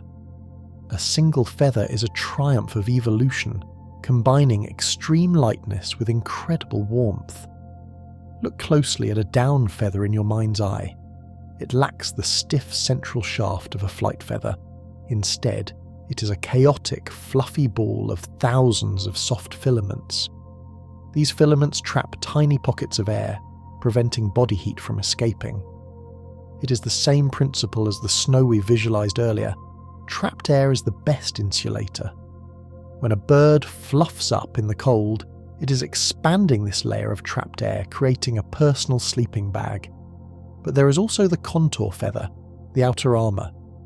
These feathers have microscopic hooks called barbules that zip together like Velcro, creating a windproof and waterproof seal. Visualize water rolling off a duck's back or a raven's wing. It beads up and slides away, leaving the warmth underneath untouched. Imagine being wrapped in a cloak of these feathers, weightless, soft and impenetrable. The cold wind can blow, the rain can fall, but inside the layer of down you're held in a tropical warmth, dry and secure, insulated from the elements by millions of tiny soft embraces. As the temperature drops and the moisture in the air condenses, a silence thicker than snow begins to roll in through the trees. This is the forest fog. In the mountains or near the coast, the trees themselves can comb the moisture out of the passing clouds, creating a phenomenon known as fog drip. But visually, the fog acts as a great eraser. Visualize the white mist moving slowly between the black trunks of the trees. It swallows the background, then the middle distance, until the world ends just 10 feet away from you. This is not frightening, it is simplifying. The infinite details of the forest, the millions of leaves, the tangled roots, are smoothed away into a soft grey blankness. The world becomes intimate. You're no longer in a vast, endless wood. You're in a small, private room with soft white walls. The sound is dampened even further. The air feels heavy and cool against your cheek. The fog holds the forest in a suspension of time. There is no horizon to look at, no future to plan for. only the immediate here and now. Let the fog wrap around you, dissolving the sharp edges of your thoughts, blurring the lines of your worries, leaving you floating in a cloud of pure white peace. You are hidden, you are safe, and you are drifting in the gentle, cool breath of the world. From that protective, silent cloud of white fog, the moisture begins to coalesce, becoming too heavy to remain suspended in the air. It gathers on the surface of the leaves, transforming the mist into liquid motion. This brings our attention to a subtle architectural marvel found in the foliage of the forest, particularly in the lush, rain-soaked woodlands, the drip tip. Visualize a single, broad, waxy leaf. At its very end, the leaf narrows into a long, slender point that curves downward, shaped almost like a spout or a funnel. This is not an accidental design. It is a masterclass in plumbing. By channeling the rainwater and the condensed fog rapidly off its surface, the leaf keeps itself dry and free from the growth of mold and algae that would block the sunlight. Watch, in your mind's eye, a single bead of water travelling down the central vein of the leaf, picking up speed, joining with others, and then flowing smoothly out onto the drip tip. It hangs there for a moment, a trembling sphere of pure light, before releasing its grip and falling to the forest floor. The process is continuous and rhythmic, a gentle percussion of 1,000 tiny drops drumming on the earth below. It is the forest cleansing itself, shedding the weight of the water to remain light and buoyant. Let this image of the water sliding away remind you of the ability to let things go, to let your worries slide off you like rain on a waxy leaf, leaving you dry, clean, and unburdened. Follow that single drop of water as it plummets from the drip tip and lands softly in a thick, spongy carpet of green that thrives in the dampest corners of the woods. This is sphagnum moss, the great sponge of the forest. Unlike the delicate velvet mosses we touched upon earlier, sphagnum is robust, structural, and star-shaped, growing in dense mounds that can hold up to 20 times their own dry weight in water. Visualize stepping onto a boggy patch of this ancient plant. It does not feel like solid ground. It feels like a waterbed, a floating mattress of vegetation that gently yields and bounces back under your weight. It is cool, squishy, and deeply hydrating to the landscape. But sphagnum has a secret power. It creates an acidic, sterile environment. Because of this, things that sink into a sphagnum bog do not decay in the normal way. They are preserved, suspended in time. Ancient wooden artifacts, pollen grains from thousands of years ago, and even the trunks of trees have been found perfectly intact within its embrace. It is a natural archive, a keeper of memories. Imagine the moss acting as a filter for the water, trapping impurities and releasing only clean, acidic liquid back into the earth. It is a purifier. Feel the sensation of sinking slightly into this soft, cool forgiveness, knowing that you are held by a living cushion that absorbs the shock of the world, preserving what is precious and filtering out what is harmful. Where the mossy bog meets the edge of a slow-moving forest pond, tall, elegant stalks rise from the shallows, topped with brown, velvety cylinders. These are the cattails, the sentinels of the wetlands. To the touch, the brown flower spike of a cattail is surprisingly dense and soft, like the finest felt or a piece of dark, rich velvet. Visualize running your finger along this cylindrical bloom. It is packed with hundreds of thousands of tiny flowers, compressed so tightly that it feels like a solid object. It is warm in the sun, a sturdy vertical line amidst the chaos of the water's edge. But as the season turns and the plant matures, this tight velvet explodes into a cloud of white fluff. Each seed is attached to a tiny parachute of silky hairs designed to catch the slightest breeze. Watch as a gust of wind strikes a mature cattail. The head seems to dissolve into a blizzard of cotton, a soft explosion of potential life drifting across the surface of the pond. It is a moment of total release. The plant holds on tightly for months, condensing its energy, only to let it all go in a single glorious moment of expansion. Imagine yourself as one of those seeds, weightless and drifting, carried by the wind to new shores, confident that you will land exactly where you're meant to grow. Moving back from the water's edge to the bank, you find a tree that leans toward the pond, its long, flexible branches cascading down like a waterfall of green leaves. This is the willow tree. It is the embodiment of flexibility and grace. While the oak stands rigid and breaks in the storm, the willow bends. Its branches are pliable, whipping with the wind, yielding to the force but never snapping. Visualize walking beneath the canopy of a weeping willow. The hanging branches reach all the way to the ground, creating a circular curtain of foliage.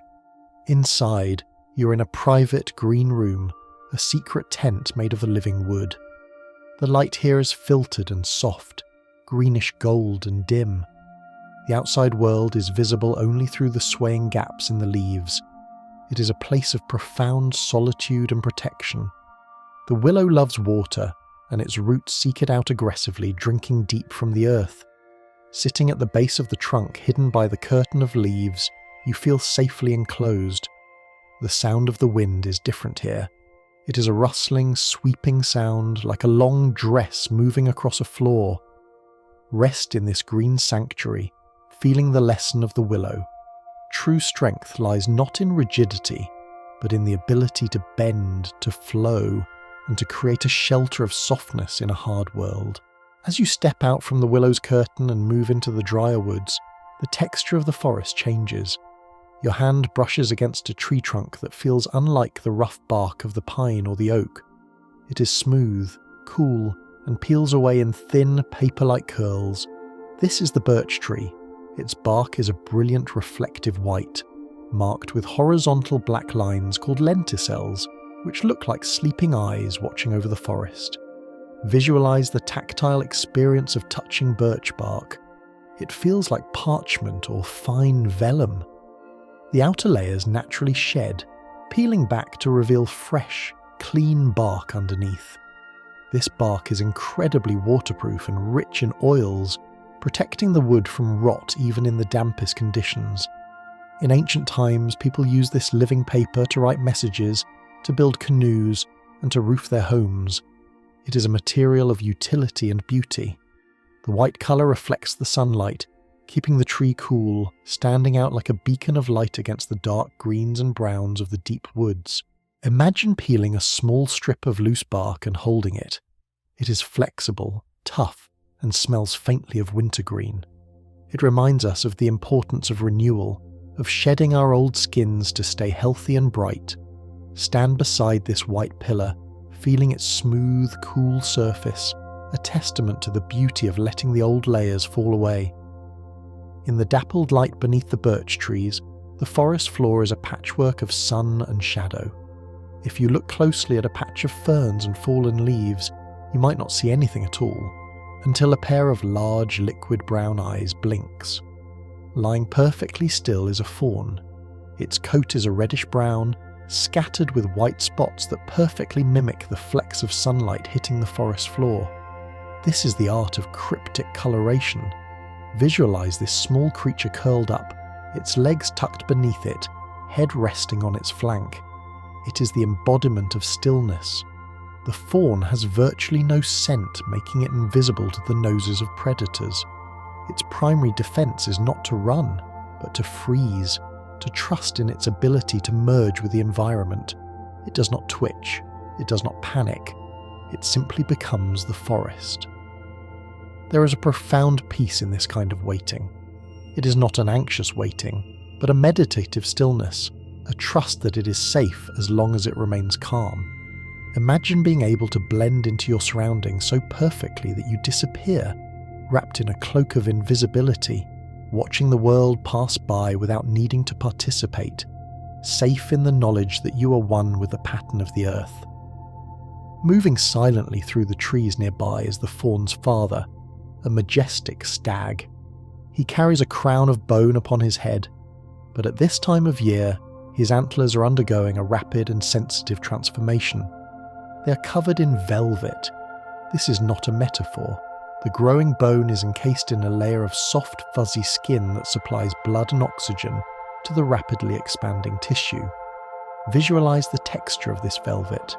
It is short, dense, and soft like the fur of a mole, warm to the touch because of the blood flowing beneath it. These antlers are the fastest growing bones in the animal kingdom, capable of growing an inch a day. The stag moves his head carefully, aware of the sensitivity of his new crown, avoiding low branches. This period of growth is a time of vulnerability and gentleness before the velvet is shed to reveal the hard, calcified bone underneath. Imagine the sensation of that soft, warm velvet against your hand. It represents the softer side of strength. Even the most powerful weapons in nature begin as something tender, living, and warm. Let this image remind you that growth often requires us to be sensitive, to be soft, and to protect our developing potential until it is ready to be revealed in its full, hardened strength. As the stag fades into the twilight, a smaller, rust-coloured shape trots silently along a well-worn path. It is a red fox, and it moves with a fluid, liquid grace. But the most striking feature of the fox is its tail, the magnificent brush. This is not just for show. It is a survival tool of the highest order. Visualize the fox stopping to rest as the air grows cold. It curls into a tight ball and wraps that thick, bushy tail around its body, tucking its nose and paws deep into the fur. The tail acts as a portable blanket, trapping heat and filtering the cold air before it reaches the fox's lungs. The fur is thick and lustrous, gleaming with shades of copper, amber, and white. It is the ultimate design for comfort. The fox carries its own warmth wherever it goes. Imagine having such a resource, a way to wrap yourself in comfort no matter how cold the wind blows. The fox sleeps soundly in the open air, nose buried in its tail, a circle of warmth in the cool forest night. Feel that sense of self-sufficiency, the ability to turn inward and find warmth, to protect your vital energy with your own natural softness. The fox might eventually seek deeper shelter, disappearing into a hole beneath the roots of a great oak. This is the entrance to a den, or set. Below the surface of the forest, there is a hidden architecture of tunnels and chambers excavated by badgers or foxes. The air down here is stable, smelling of rich, dark earth and dry grass. Visualize crawling into this earthen home. The walls are packed soil, cool in the summer and warm in the winter, insulated by the feet of dirt above. The sounds of the surface world, the wind, the rain, the cries of hawks, are muffled to a distant hum. It is a sensory deprivation tank provided by nature. The animals that live here line their sleeping chambers with dried leaves and moss, creating cozy nests in the dark. It is a place of absolute retreat. There are no windows, no light, only the grounding embrace of the soil. It is the womb of the forest. Imagine lying in this safe, earthen cradle, surrounded by the smell of roots and soil, feeling completely grounded, completely hidden, and completely safe. The earth is heavy above you, not crushing, but holding, protecting you from everything that passes overhead. Even deeper than the badger's den, in the microscopic spaces between the soil particles, the true architects of the forest are at work. These are the earthworms. Though we rarely see them, they are moving constantly, silently consuming the earth, digesting the decaying leaves, and leaving behind nutrient-rich castings that feed the roots of the giants above. Visualize this silent, rhythmic movement in the dark. The worm has no eyes, no ears, yet it senses the vibrations of the rain and the warmth of the sun. As it tunnels, it creates galleries of air deep underground, allowing oxygen to reach the roots of the trees and water to drain away. They are the ploughs of nature, turning the soil over and over, mixing the minerals, keeping the earth soft and porous. Without this silent, humble work, the forest floor would become hard as concrete, and the trees would suffocate. It is a reminder of the value of unseen labour. Just because work happens in the dark, out of sight, does not mean it is not vital. Feel a sense of gratitude for the hidden forces that aerate your life, the small, slow processes that keep the ground of your being soft, fertile, and ready for growth. Sharing the dark, subterranean world with the earthworms, deeper down among the intricate tapestry of roots, lies one of the most patient creatures in existence. This is the cicada nymph. While the world above rushes through its seasons, hurrying from spring to winter, the cicada nymph waits in the cool, crushing darkness for up to 17 years. Visualize this small, silent being nestled against a tree root, sipping the watery sap, the xylem that flows through the wood. It is connected to the lifeblood of the forest, drinking the same water that the leaves above are transpiring into the clouds. This is a life of absolute slowness. There is no urgency here, only the slow count of the years, marked by the changing taste of the sap as the seasons turn above ground. To be a cicada nymph is to be a monk of the soil, existing in a state of suspended expectation for nearly 2 decades. Imagine possessing that level of patience, the ability to wait not for minutes or hours but for years, trusting implicitly that your time will come.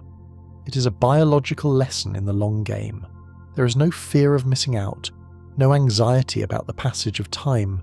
There is only the root, the darkness, and the steady, slow intake of nourishment. Let your mind sink into that timeline. Feel the weight of the earth above you not as a burden, but as a blanket, keeping you safe and hidden until you are truly ready to emerge into the light. When that long-awaited moment finally arrives, and the soil warms to the precise temperature of emergence, the forest air undergoes a sonic transformation. The silence of the heat is broken by the collective song of the cicadas. This is not a melody, but a drone, a vibrating mantra that saturates the atmosphere. The sound is produced by a specialized membrane on the insect's abdomen called a timbal, which clicks rapidly in and out like a plastic bottle popping, but at a speed that creates a continuous hum. Visualize this sound as a physical presence in the summer forest. It is a wall of white noise, a thick, heavy curtain of sound that blocks out the sharpness of other noises. It rises and falls in waves, mimicking the heat itself. For the listener, this drone can be deeply hypnotic. It is a static frequency that occupies the brain, leaving no room for racing thoughts. It is the sound of high summer, of lazy afternoons where the heat dictates that nothing be done. Let the rhythmic, vibrating hum wash over you. It feels heavy, like a warm blanket pressing you gently down into relaxation. It suggests that the world is in full bloom, that nature is operating at maximum capacity, and that you are free to simply listen, to dissolve into the vibration, and to let the drone carry you away into a trance of pure, vibrating stillness. Accompanying this drone is a visual phenomenon that alters the very look of the forest air. On the hottest days, when the sun beats down on the pine needles and the stones, the air begins to bend. This is heat haze, or shimmer. It occurs because the air near the ground becomes significantly hotter than the air above it, changing its density and refractive index. The light passing through these layers is bent, creating a wavering, dream-like quality to the landscape. Visualize looking down a long forest path. The trunks of the trees in the distance appear to ripple and dance, as if they are underwater. The sharp edges of reality are softened, blurred by the rising heat. It is a natural special effect that reminds us that our perception of the world is fluid, not fixed. The solid trees become liquid. The hard ground becomes a moving stream of air. This visual distortion induces a feeling of drowsiness, a sense that the world itself is swooning in the heat. Let your eyes go soft in your imagination, watching the horizon quiver and blur. It is a visual lullaby, signaling that the energy of the day is too high for sharp focus, and that the only appropriate response is to soften your gaze, close your eyes, and drift into the hazy, shimmering borderland between waking and sleeping. To escape this shimmering heat, many creatures in the forest engage in a behavior that is the summer equivalent of hibernation. This is estivation. While hibernation is a way to survive the cold, estivation is a way to survive the heat and dryness. Deep in the mud of a drying creek bed, or buried under cool, damp logs, snails, salamanders, and even certain small mammals slow their metabolic rate to a crawl. They seal themselves inside their shells or create mucus cocoons to lock in their moisture, entering a state of summer sleep. Visualize a land snail sealing the opening of its shell with a dry, papery door called an epiphragm. Inside, in the cool dark, its heart rate drops, and it waits. It does not struggle against the dry heat. It simply withdraws. It turns inward, conserving its essence, waiting for the rain to return. This is a profound act of self-preservation. It teaches us that when the environment becomes too harsh, too draining, or too intense, it is perfectly natural to retreat. It is okay to close the door, to go quiet, and to wait for better conditions. Imagine yourself entering this state of cool, suspended rest. You are sealed away from the draining heat of the world, holding your moisture, holding your energy, resting in a cool, dark place until the refreshing rains come to wake you. The refuge from this heat is found just a few steps away, beneath the sprawling branches of a great oak or maple. As you step from the open, sun-drenched meadow into the deep woods, you feel an immediate physical shift. This is the forest microclimate. The canopy above acts as a massive parasol intercepting the solar radiation, while the transpiration of the trees acts as an evaporative cooler. The temperature here can be 15 to 20 degrees cooler than the open ground. Visualize the sensation of that transition. It is like diving into cool water. The air feels instantly lighter, fresher, and kinder to your skin. The glaring light is replaced by a soothing green-tinted twilight. The smell of the earth rises to meet you, cool, damp, and grounding. This cooling effect is not just physical, it is emotional. It is a sanctuary. The forest offers you a place to cool down, not just your body, but your mind. The fever of stress, the heat of anxiety, they all dissipate in this cool, shadowed cathedral. Stand there in your mind, leaning against the rough bark of a cool tree trunk, feeling the heat radiate out of your body, replaced by the deep, abiding chill of the ancient woods. You are sheltered, you are covered, and you are cool. In this cool, shadowed air, the sunlight that does manage to penetrate the canopy creates one of the most beautiful spectacles in nature. These are crepuscular rays, often called sunbeams or God rays, but scientifically known as the Tyndall effect. This phenomenon occurs when light is scattered by particles in the air, making the beam itself visible. Visualize a single solid shaft of golden light piercing through a gap in the leaves. It looks like a pillar of heaven connecting the sky to the earth. It is sharply defined, a spotlight illuminating a patch of ferns or a mossy log. The light seems to have substance, weight, and texture. It is a bridge of photons. You feel as though you could reach out and wrap your hand around the beam. It highlights the contrast between the dark mystery of the woods and the clarity of the light. Imagine walking through a forest filled with these beams, moving through pillars of gold. When you step into one, you feel a gentle warmth on your face, a momentary blessing before you step back into the cool shade. It creates a rhythm of light and dark, a visual music that is incredibly soothing to watch. Let your mind follow the angle of the light, tracing it from the high canopy down to the forest floor, grounding the celestial energy into the earth. If you look closely into that shaft of light, you will see that the air is not empty. It is filled with millions of tiny floating specks, dancing in a chaotic yet mesmerizing pattern. These are dust motes, tiny fragments of the forest itself. They are pollen grains, microscopic bits of bark, dried leaf particles, and tiny crystals of earth. Their movement is driven by Brownian motion, the random bombardment of air molecules. Visualize this slow, endless dance. The motes rise and fall, swirl and eddy, never touching the ground, never speeding up, never stopping. It is a universe in miniature. There is something incredibly calming about watching dust motes in a sunbeam. They are completely surrendered to the currents of the air, They do not strive, they drift.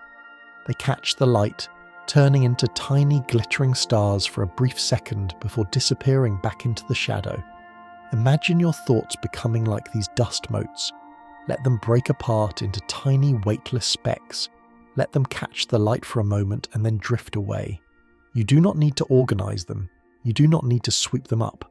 Just let them float, suspended in the light, moving in a slow, silent dance that requires absolutely no effort from you. Among these floating particles, there is a specific type of dust that holds the promise of the future. It is a fine golden powder that coats the world in the spring and summer, pollen. While it may seem like mere dust to us, to the forest, it is the currency of life. This is the male element of the plant, encased in a hard shell that can survive travel across miles of air. Visualize a pine tree releasing a cloud of this yellow mist in a gust of wind. It looks like golden smoke, a soft haze that filters the sunlight. It settles on the surface of calm ponds, creating swirling patterns of gold on the black water.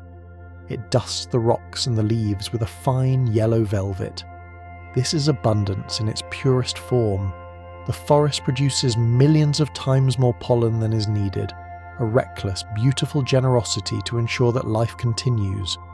The scent of pollen is faint, dry, and earthy, the smell of fertility. Imagine this golden dust as a symbol of potential. It is everywhere, coating everything, a reminder that the seeds of new beginnings are always present, drifting in the air around us, waiting for the right moment and the right place to land and grow. Drawn by this abundance, and by the sweet nectar hidden deep within the flowers, comes a creature that is the engine of the forest's reproduction, the bumblebee. Unlike the frantic fly, the bumblebee moves with a heavy, deliberate grace. It is a furry, flying sphere, defying aerodynamics with sheer determination.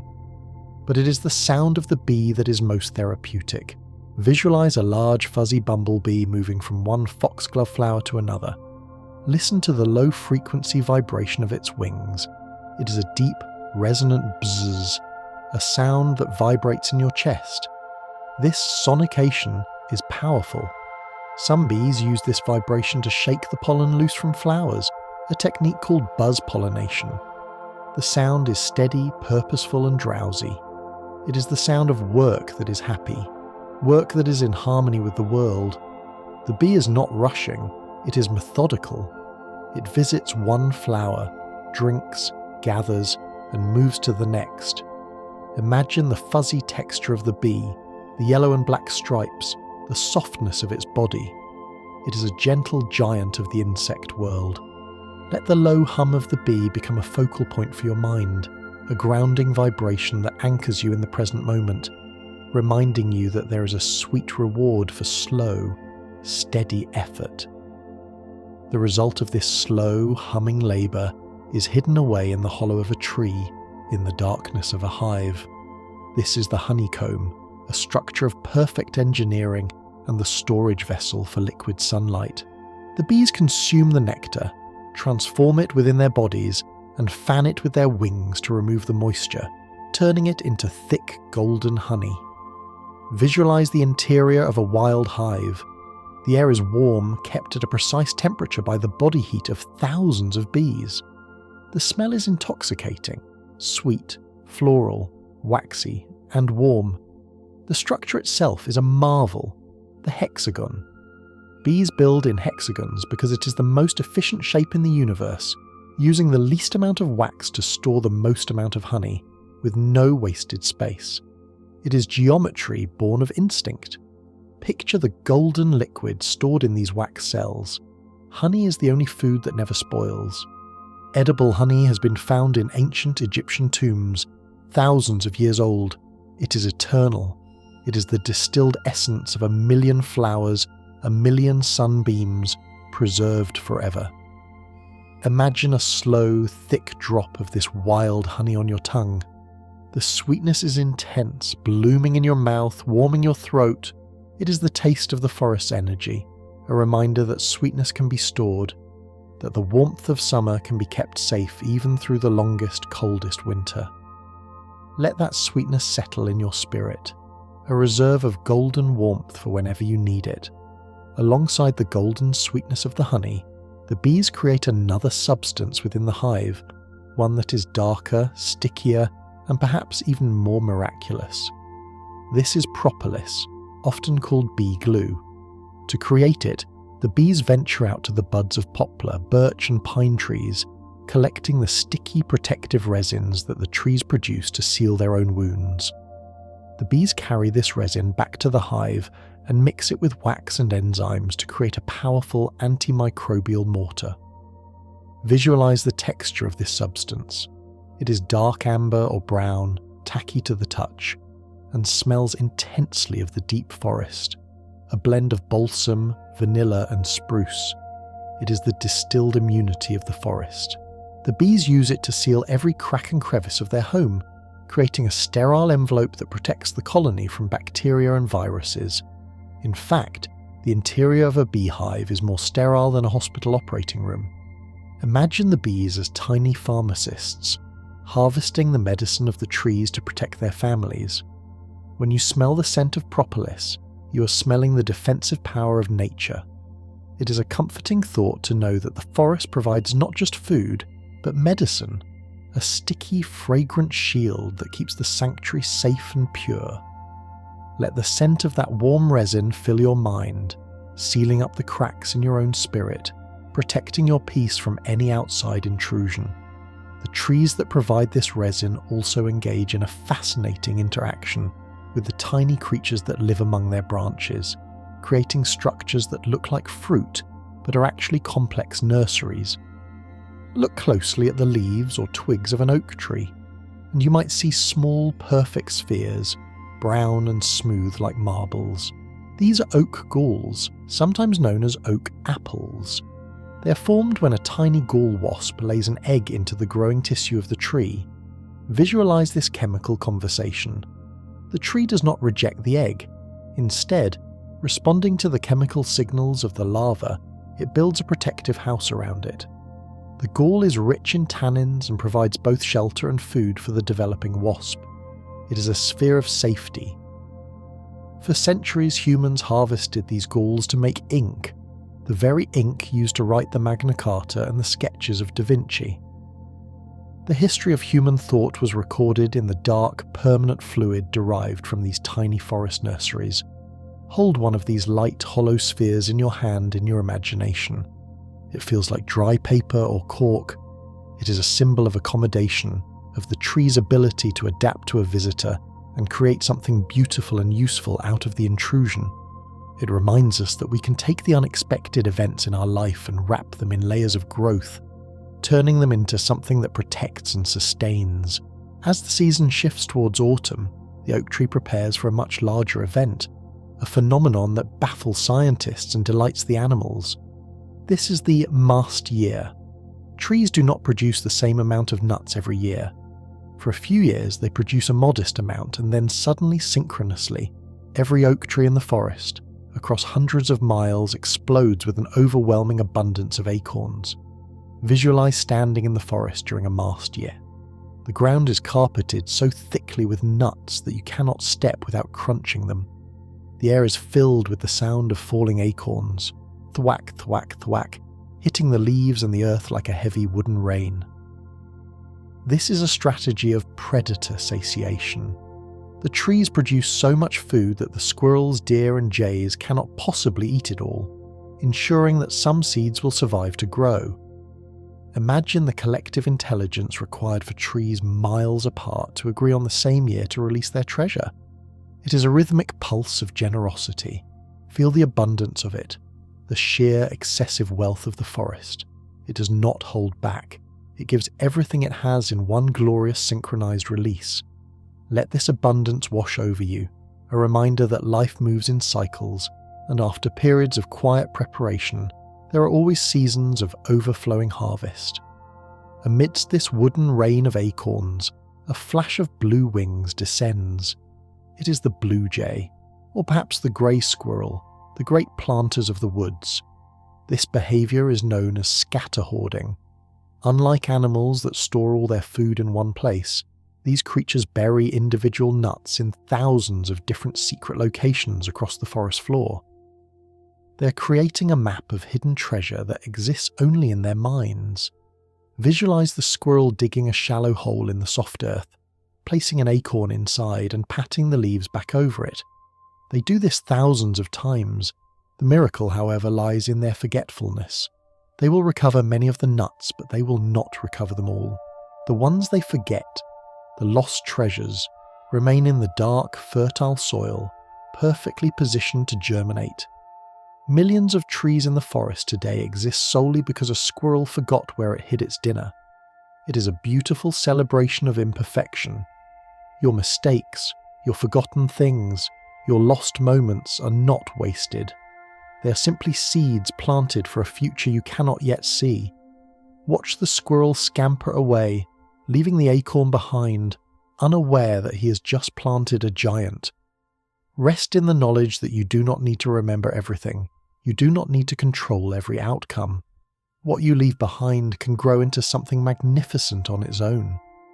As the wheel of the year turns past the winter and the snow begins to recede, a strange and alien shape pushes up through the frozen mud near the wetlands.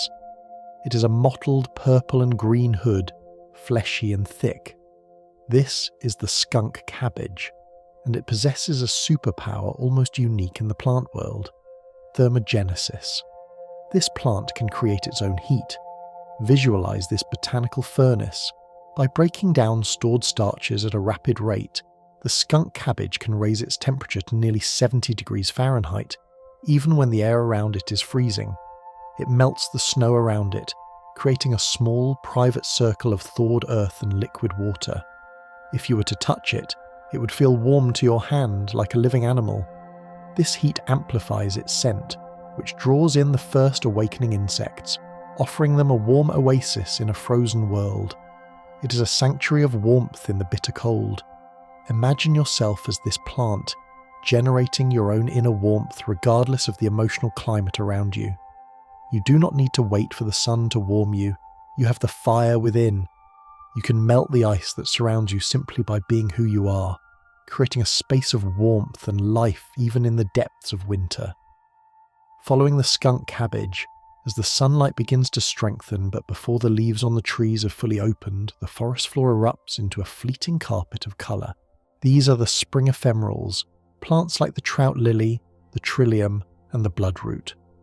Their life strategy is defined by speed. They must sprout, flower, be pollinated, and produce seeds in the brief window of time when the forest floor is bathed in sun, before the canopy above closes and plunges the world into shade.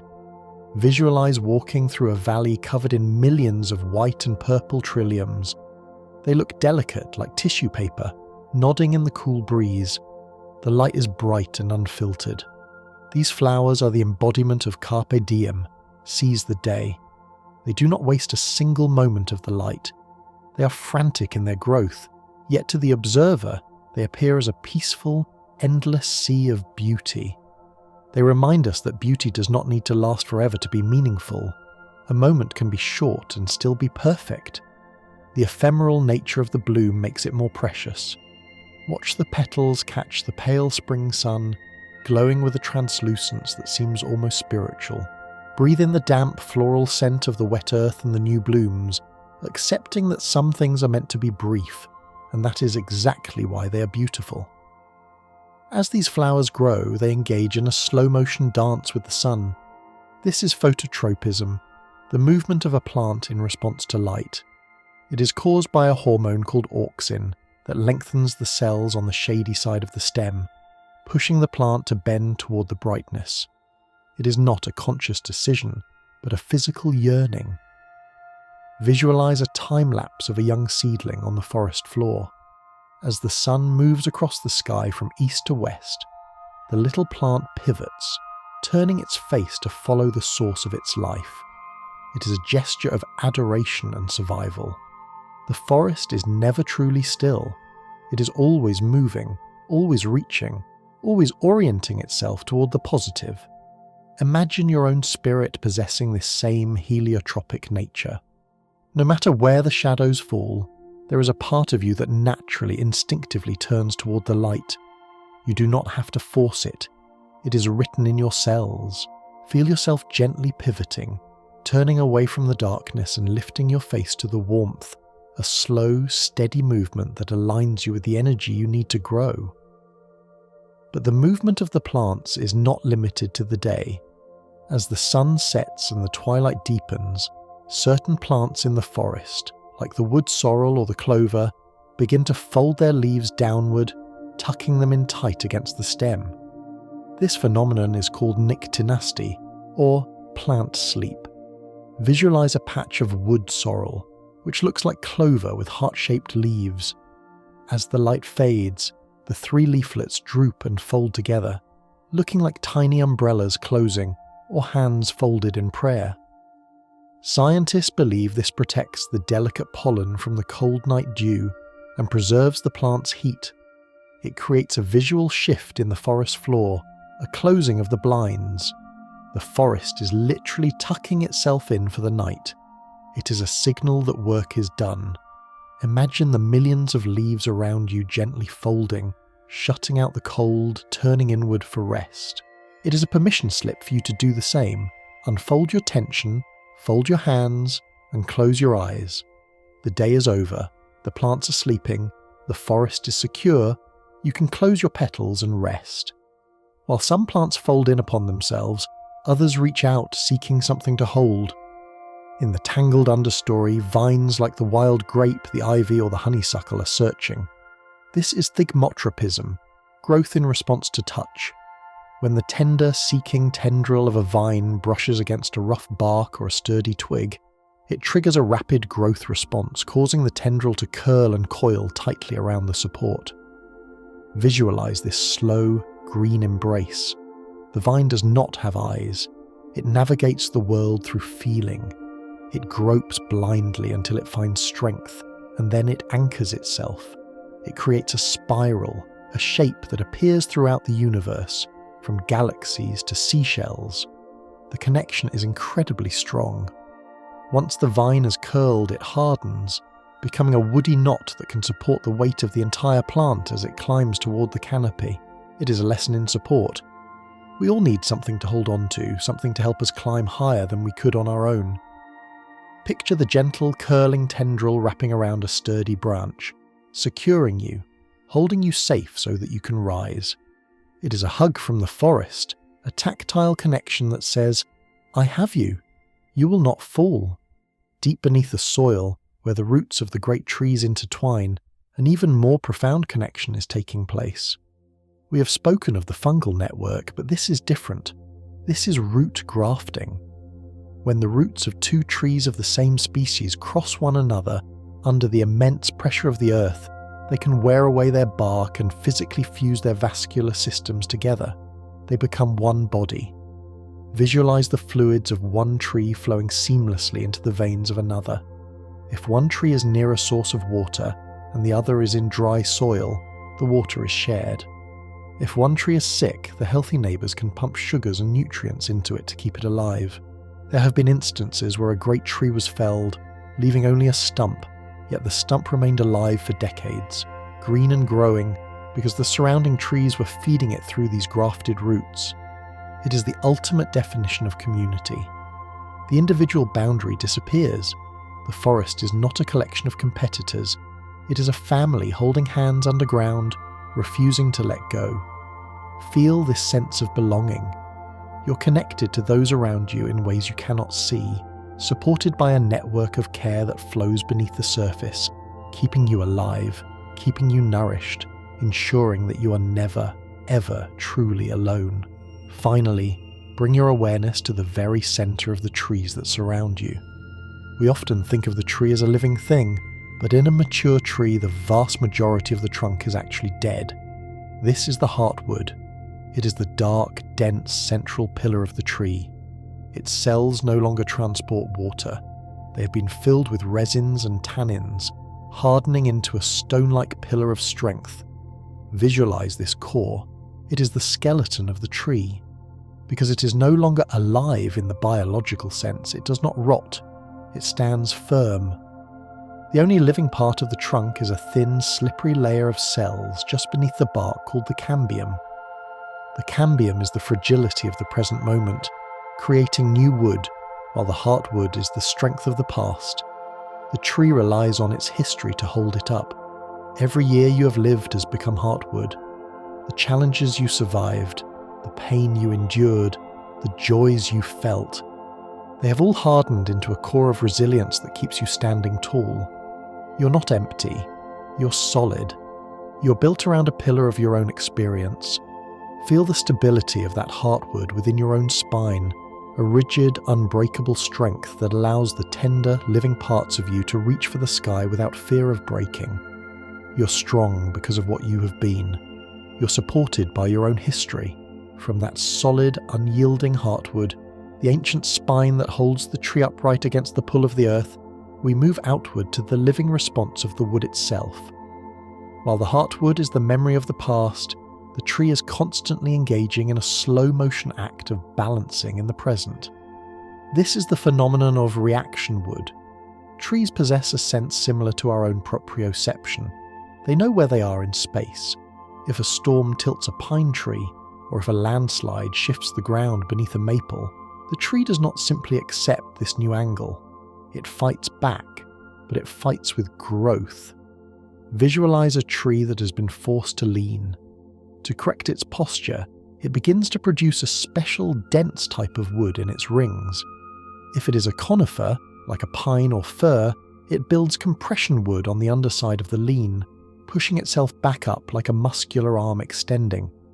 If it is a broadleaf tree like an oak or hickory, it builds tension wood on the upper side, pulling itself back toward the vertical like a taut cable. Imagine the immense, silent effort of this correction. It is a slow, powerful flex that takes years to complete.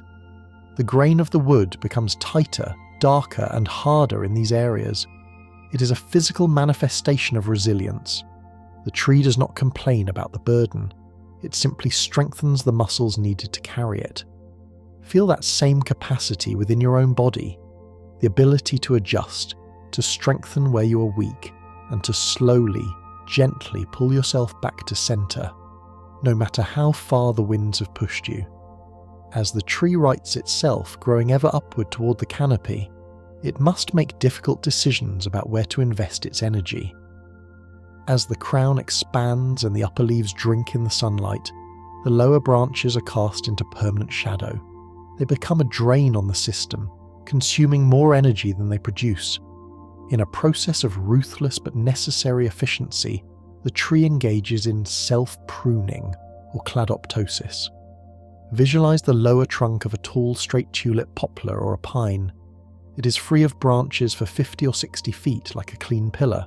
This is not an accident. It is a release. The tree chemically severs the connection to the shaded lower limbs, cutting off the flow of sap. The branch dries, becomes brittle, and eventually snaps off cleanly in the wind. But the miracle is in the healing. The tree grows a collar of bark over the wound, sealing it completely. On trees like the aspen or the birch, these healed scars look like dark, watching eyes on the white trunk. They are the marks of what has been let go. Imagine the relief of shedding what no longer serves you. It is not a loss, it is a lightening. It is the tree focusing all its resources on the growth that matters, letting the dead weight fall away to the forest floor to become soil. Feel the freedom of that release, the clean, smooth surface that remains when you finally let go of the things that are dragging you down. Trace the line of that smooth trunk all the way down to the humid, tropical or wetland forests, where the soil is shallow and wet. Here the trees cannot dig deep, so they build outward. These are the buttress roots, the architectural wonders of the rainforest. Instead of hidden cables, these roots are massive vertical walls of wood that flow out from the trunk like the folds of a heavy skirt or the flying buttresses of a Gothic cathedral. Visualize standing at the base of a giant cedar or a fig tree. The roots are taller than you are, winding ribbons of wood that snake across the forest floor. They increase the surface area, acting as anchors against the wind and storms that threaten to topple the giant. The spaces between these wall-like roots create private sheltered rooms, mossy alcoves where animals seek refuge. Touching the surface of a buttress root, you feel the tension and the strength. It is a sheet of wood standing on its edge, defying gravity.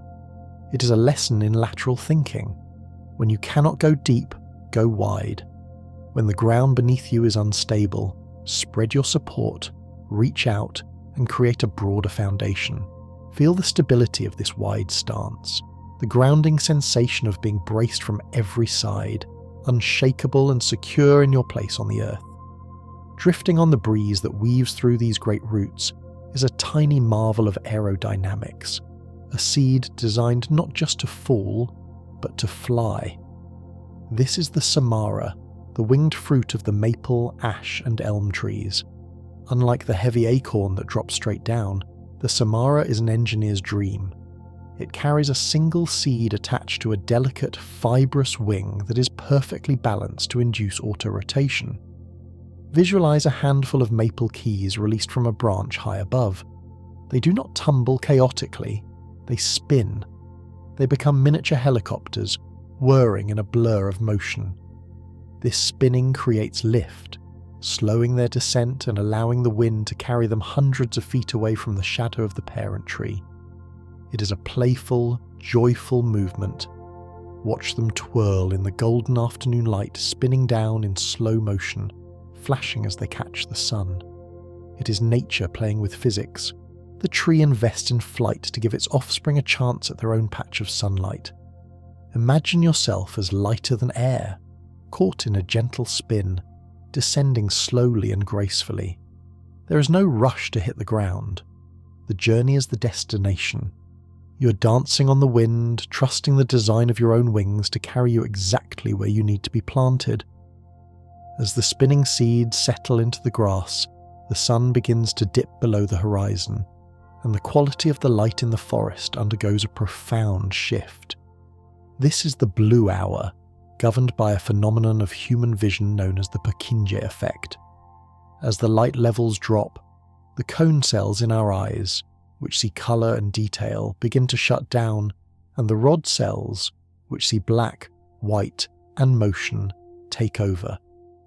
But in this transition, the eye becomes far more sensitive to the blue end of the spectrum and blind to the red end. Visualize the forest at twilight. The red of the wild berries and the orange of the autumn leaves suddenly turn dark, almost black, fading into the shadows. Meanwhile, the greens of the moss and the blues of the shadows seem to glow with an eerie electric luminescence. The forest is washing itself in cool tones. The world feels submerged, aquatic, and dreamlike. It is a signal to the brain that the time for sharp analysis is over. The time for intuition and feeling has begun. Let your eyes soften and accept this blue shift. The edges of the world are blurring. The harshness of the day is dissolving into a cool indigo bath. It is a visual sedative, calming the mind, preparing you for the darkness of sleep. You're floating in a tank of blue light, where everything is soft, cool, and quiet. In this deepening blue twilight, as our own eyes begin to fail, other creatures are waking up to a spectrum of vision we can only dream of. High in the branches, a migratory robin or a woodcock prepares for a night flight. These birds possess a sense that is almost magical to us, magnetoreception. Inside their eyes, entangled in the quantum state of a protein called cryptochrome, they can actually see the magnetic field of the Earth, visualize what the bird sees as it looks out over the darkened forest. Overlaying the trees and the hills are shimmering, faint ribbons of light, a grid of navigation that glows against the dark. They are seeing the magnetic north and south as clearly as we see a road. They never feel lost. Even in the deepest darkness, with no stars and no moon, they have a glowing compass built into their vision, guiding them unerringly toward their home. Imagine having that sense of absolute direction. No matter how dark it gets, no matter how confusing the forest of life becomes, there is a subtle, glowing line guiding you true. You're aligned with the poles of the planet. You can fly through the dark with total confidence, knowing that you are held on course by the invisible, magnetic geometry of the Earth itself. Lower your gaze from the flight path of the birds down to the damp, vibrant green patch of moss on the side of a rock. If we were to zoom in with a microscope, past the leaves, past the cells, we would find the toughest, most resilient creature in the forest, perhaps in the universe. This is the tardigrade, also known as the water bear. These microscopic 8-legged animals lumber through the droplets of water on the moss like tiny, benign bears. Visualize their world. A single drop of dew is a vast lake to them. They are transparent and plump, moving with a slow, deliberate gait. But their true power lies in their ability to wait. If the moss dries up, if the summer is scorching, the water bear curls into a tight glass-like ball called a tun. In this state, it is virtually indestructible. It can survive freezing, boiling, radiation, and even the vacuum of space. It simply pauses its life, waiting for the water to return. It can sleep this way for decades. Imagine that level of invincibility. It is not a fighting strength. It is a resting strength. It is the power of patience and preservation. When the rain finally returns, the water bear uncurls and resumes its life as if nothing happened. Feel that indestructible core within you, the part of you that can weather any drought, curl up and protect your essence, and reawaken fresh and new whenever the nourishment returns.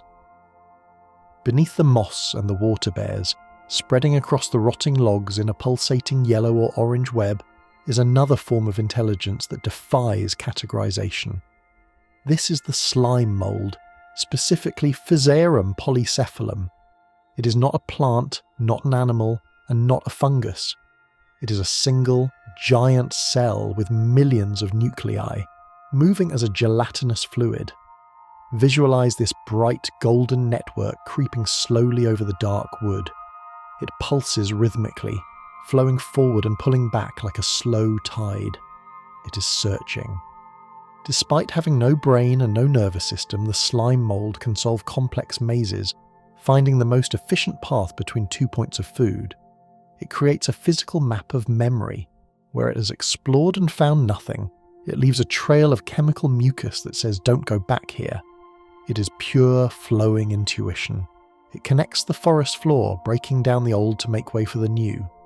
Imagine your own mind working like the slime mold, fluid, adaptable, and efficient. You do not need to overthink, you only need to flow. You can feel your way through the maze of life, extending toward what nourishes you and withdrawing from what does not, in a constant rhythmic pulse of exploration and growth. Rising from this microscopic world, we encounter a tree that stands apart from the rest, a giant among matchsticks. This is the wolf tree. You find them occasionally in the middle of a dense younger forest, a massive oak or maple with huge spreading horizontal branches that start low on the trunk. Visualize this gnarly, majestic giant. Its shape tells its history. It grew when this land was an open pasture or a meadow, where it had no competition for light. It could afford to spread its arms wide and low, claiming the space. Now the forest has grown up around it, filled with tall, skinny trees that race for the canopy. But the wolf tree remains, a relic of a different time. Its bark is thick and deeply furrowed, a landscape of valleys and ridges. It is a grandmother to the forest, providing a home for raccoons, owls, and insects in its massive, twisting limbs. It stands for individuality. It refused to conform to the vertical race. It took up space. It sprawled. Feel the dignity of the wolf tree. It reminds us that it is okay to take up space, to be broad and complex, to carry the history of the land in your very shape, and to stand firm even as the world changes around you. Finally, broaden your focus from the single wolf tree to the entire forest as a collective living entity. We often forget that the forest is the lungs of the world, but the scale of this exchange is oceanic. This is the global breath. Every single leaf in the forest, from the canopy of the redwoods to the moss on the stone, is engaged in the same silent work, inhaling carbon dioxide and exhaling oxygen. Visualize this gas exchange as a shimmering mist. During the day, the forest breathes in the heavy grey carbon of the atmosphere, locking it into wood and roots, and breathes out a pristine, invisible stream of oxygen. You're alive right now because the forest is breathing. Take a deep breath in. The air filling your lungs was gifted to you by a tree. Maybe it was the oak we just visualized, or the plankton in the sea, or the moss underfoot. It is a continuous reciprocal cycle of giving and receiving. You breathe out what the tree needs. The tree breathes out what you need.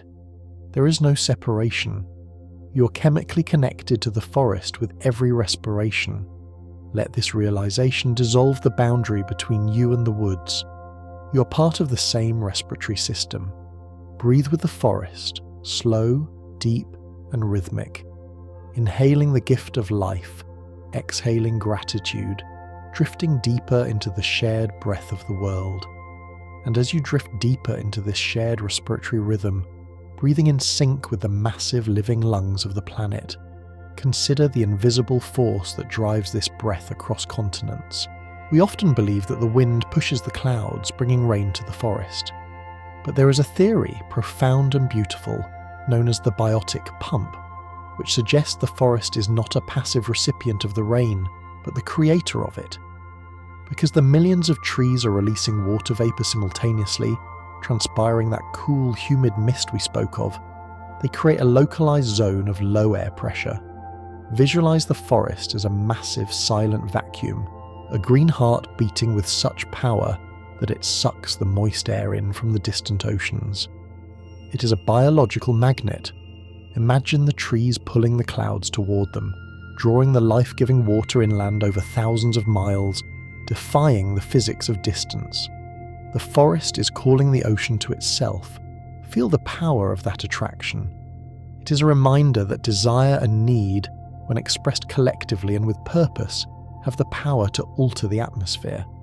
The wind you feel on your cheek is not just moving air, it is the forest inhaling, drinking in the moisture it needs to survive. Rest in the presence of this immense magnetic will, knowing that the forest is capable of summoning exactly what it needs from the far horizons of the world. Follow this moisture as it travels inland, rising higher and higher into the mountains, until it reaches a realm where the distinction between earth and sky disappears completely. This is the domain of the cloud forest.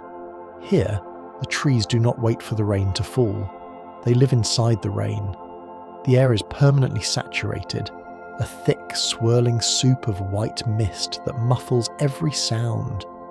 Visualize walking through this high-altitude dreamscape. The trees here are twisted and gnarled, dwarfed by the wind and the altitude, but they are draped in thick, dripping coats of moss and epiphytes. Every surface is green and wet. The moisture condenses directly onto the leaves and branches, dripping constantly, even when there is no rain falling from the sky. Drip, drip, drip. It is a world of constant, gentle hydration. The light is diffused, shadowless and soft, glowing with a pearlescent white. To breathe here is to drink. The air is so clean, so cool, and so oxygen-rich that it feels like medicine. Imagine yourself dissolving into this mist. You're no longer a solid being walking on the ground. You are part of the cloud, floating among the mossy branches, held in a suspension of pure, cool water and white silence. Descend now from the high, misty mountains to the warmer valleys of the east, where the architecture of the forest changes from gnarled wood to smooth, hollow cylinders. You have entered a bamboo forest. Though biologically a grass, these giants create a woodland of vertical lines and geometric perfection. The sensory experience here is entirely unique, defined not by the rustle of leaves, but by the sound of wood striking wood. Visualize the towering stalks, or culms, rising 50, 60, 80 feet into the air. They are emerald green, smooth as polished glass, and segmented by perfect rings. As the wind moves through the grove, the hollow stems knock gently against one another. Clack, tock, clack. It is a wooden wind chime, a hollow resonant percussion that echoes through the grove. Because the bamboo is hollow, it is incredibly flexible, bending deeply in the wind without breaking, a master of resilience. The light here filters through the thin, lance-like leaves in sharp, linear patterns, creating a striped floor of sun and shadow. Imagine running your hand up the cool, slick surface of a bamboo stalk. It feels engineered, precise, yet it is wildly alive, capable of growing feet in a single day. It teaches us the virtue of emptiness. By being hollow, by carrying no inner weight, the bamboo is free to bend, free to resonate, and free to grow with unparalleled speed. Deep in the tropical latitudes, where the heat is heavy and the forest floor is a tangle of competition, another tree has evolved a strategy that begins not in the ground but in the sky. This is the strangler fig. Its life begins as a sticky seed dropped by a bird onto a high branch of a host tree. Instead of growing up, it grows down. Visualize the slow, fluid descent of its roots. They dangle like thin threads from the canopy, drifting down until they touch the soil. Once anchored, they begin to thicken, fusing together, wrapping around the host tree in a slow wooden embrace. Over decades, the fig creates a lattice, a basket of wood that surrounds the original tree. Eventually, the host tree dies and decomposes, leaving the fig standing alone. But because it formed around another object, the centre of the fig is empty. It becomes a ghost tree, a hollow structure that outlines the shape of the tree that is gone. Walk inside this hollow column in your imagination. You're standing inside the memory of a tree, surrounded by the intricate net-like walls of the fig. It is a cathedral of negative space. It feels protective, a tower of living wood that allows you to stand in the centre of its strength. It reminds us that even when the core of something is gone, the structure built around it can stand tall, creating a new and beautiful form out of the shape of the past. Related to the fig, but expanding outward rather than upward, is the banyan tree. In the forests of India and Southeast Asia, a single banyan can become an entire forest all by itself. As its heavy branches spread horizontally, they become too heavy to support themselves. So, the tree drops aerial roots from the limbs toward the ground. Visualize these roots descending like ropes from the sky. When they touch the earth, they harden, thicken, and become new trunks, indistinguishable from the original. A single tree can have thousands of these pillar roots, covering acres of ground. Walking beneath a banyan is like walking through a vast, dim hall of pillars. You cannot tell where the tree begins or ends. It is a manifold organism, a network of support that constantly creates its own foundations. The canopy above is a continuous roof of green, casting a deep, cool shade that has served as a meeting place and a sanctuary for humans and animals for millennia. Imagine resting against one of these pillars. You're supported by a living system that understands that to grow wide, to cover more ground, you must constantly put down new roots. You must ground yourself again and again. Feel the infinite stability of the banyan, a creature that is both one and many, offering a sprawling, endless shelter from the heat of the sun. Move now to the very edge of the land, where the forest meets the sea. Here, in the intertidal zone, where the salt water rises and falls twice a day, stands the mangrove forest. These trees have solved the problem of breathing in drowning soil by lifting themselves up on stilts. These are prop roots, arching out from the trunk and plunging into the mud, holding the tree above the high tide line. Visualize this labyrinth of wooden arches. At low tide, the roots are exposed, looking like the legs of thousands of spiders or a chaotic wooden basket sitting on the mud. At high tide, the water rises, and the trees appear to be floating on the surface of a mirror. The water here is still and tea-coloured, stained by the tannins of the leaves. It is a nursery for the ocean.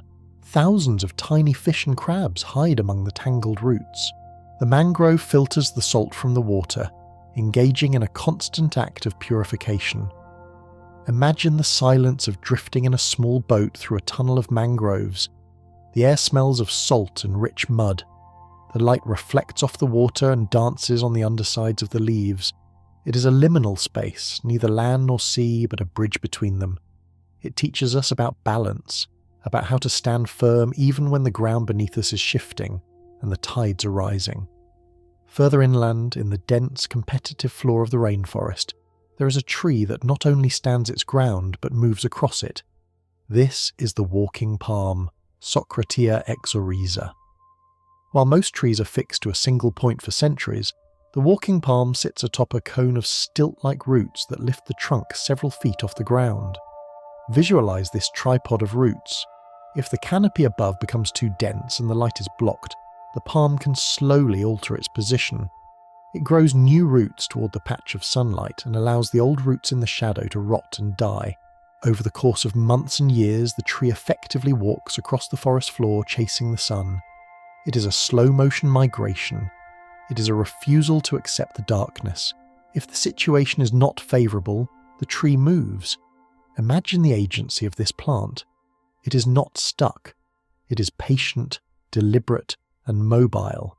Feel that potential within yourself, the ability to slowly, quietly shift your foundation, to uproot yourself from the shadows and move, inch by inch, toward the place where the light is shining warmest. Journey now to the high slopes of the Sierra Nevada, to the groves of the giant sequoias. These are the largest living things on the planet, massive columns of rust-coloured wood that pierce the sky. But it is not their height that we focus on now, it is their skin. The bark of a giant sequoia can be up to 3 feet thick. Visualize walking up to one of these titans. You might expect the bark to be hard as stone, like an oak. But reach out and punch it gently. It is soft. It feels fibrous, spongy, almost like a dense mat of hair or felt. It gives under your pressure. This softness is its armour. The bark is full of air pockets and lacks the flammable pitch found in other pines. When a forest fire sweeps through, the sequoia's bark acts as a heat shield, insulating the living wood inside. The fire might char the outside, turning it black, but the tree survives, unhurt. It is a paradox. Softness as the ultimate defense. The tree absorbs the blow rather than shattering. Lean your back against this soft, massive wall. It feels warm and dry. It smells of tannins and old dust. It is a structure that has stood for 3,000 years, surviving thousands of fires, simply by being thick-skinned and soft enough to endure the heat.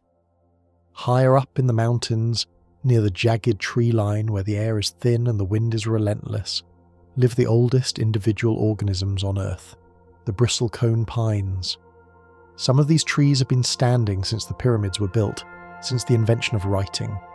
They do not look like the lush trees of the valley. They are sculptures of survival. Visualize a bristlecone pine. It is twisted, gnarled, and stripped of much of its bark. Portions of the trunk are dead, bleached to a golden orange by the sun, and polished to a satin sheen by the wind-blown ice. Only a thin strip of living bark runs up one side, connecting the roots to a few bottlebrush branches of green needles. This tree has achieved immortality by dying in pieces. It does not try to maintain the whole. It sacrifices what it cannot keep to preserve the core. It thrives in adversity. It grows best in rocky, alkaline soil where no other plant can survive. It grows slowly, so slowly that even the wood is dense as stone. Run your hand over the smooth, polished wood of the dead trunk. It feels like marble, warm in the sun. It is the texture of endurance. It reminds us that weathering the storm makes us beautiful, that we can be battered and stripped down and still be vibrantly, triumphantly alive.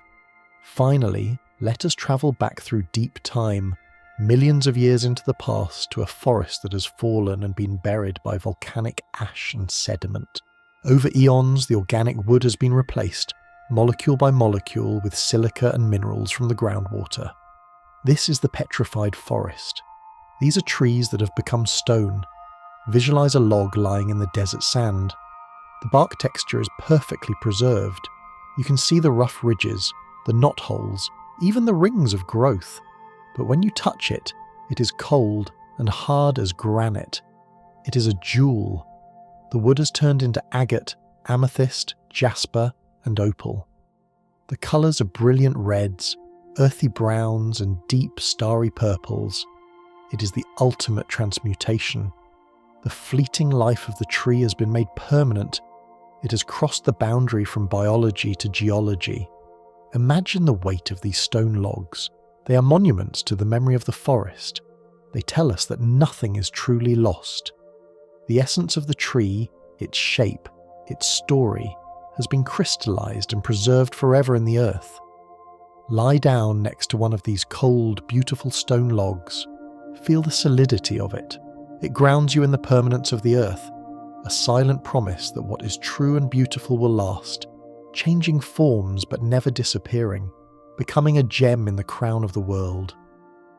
From this stillness of stone, this eternal preservation of what once was, we turn our gaze one last time, not outward to the woods, but inward, to the final and most profound secret of the forest. This is the truth that has been waiting for you since the very beginning of our journey. Look at the back of your hand in your mind's eye. Trace the blue lines of your veins as they branch and fork beneath your skin. Now, visualize the lungs sitting within your chest. If you were to invert the shape of your lungs, stripping away the tissue to reveal the airways, you would see a perfect familiar structure. It is a tree. Science calls this the bronchial tree. The trachea is the trunk splitting into two great bronchi, which divide into smaller bronchioles and finally end in millions of tiny alveoli, which are the leaves where the exchange of life happens. This is not a coincidence. It is a universal design. You're not merely observing the forest, you are the forest. The branching pattern that shapes the oak, the river delta, and the lightning bolt is the exact same pattern that shapes your nervous system, your blood vessels, and your lungs. You're built from the same blueprint as the woods. Visualize this internal forest breathing in rhythm with the external one. When you exhale, you release the carbon that builds the body of the tree. When the tree exhales, it releases the oxygen that builds your blood. It is a continuous, unbroken loop. There is no line where you end and nature begins. You're a walking grove, a mobile ecosystem carrying the wisdom of the ancient woods within your very cells. The peace you feel when you walk among the trees is simply the feeling of coming home to yourself, of recognizing your own reflection in the bark and the leaves. You are the observer and the observed, the dreamer and the dream, the root and the canopy. You carry the stillness of the moss, the strength of the heartwood, and the flow of the sap within your own beating heart. You are the 101st wonder, the living, breathing forest that wakes and sleeps within the world. And so, the journey completes its circle. The forest around you begins to dim, the details softening into a warm, comfortable blur. The golden light of the sunflecks fades into the gentle blue of twilight, and the blue deepens into the rich, velvety black of a starless night. The birds have finished their songs, tucking their heads beneath their wings in the high branches. The squirrels are curled deep in their hollows, wrapped in warmth. The wind has settled, leaving the leaves perfectly still. The drone of the cicadas has slowed, lower and lower, until it is just a vibrating hum in the earth, and then silence. Everything is heavy. Everything is resting. The massive roots beneath you hold you fast to the earth, anchoring you in safety. The canopy above you shelters you from the void, a blanket of 1 billion leaves protecting your rest. You're sinking down, past the moss, past the soil, drifting into the deep, nourishing dark where the seeds wait, where the roots grow, where the earth rejuvenates itself. There is nothing left to learn, nothing left to see, nothing left to do. You're simply floating in the ocean of the night, weightless and free. The boundaries of your body dissolve into the wood, into the water, into the air. You're the silence between the trees. You're the pause between the breaths. Let go of the last thread of wakefulness. Let it drift away like a falling leaf, spiraling down, down, down into the soft grass. Deep peace surrounds you, deep quiet fills you. And now, 101 wonders are resting with you. Sleep now. Good night.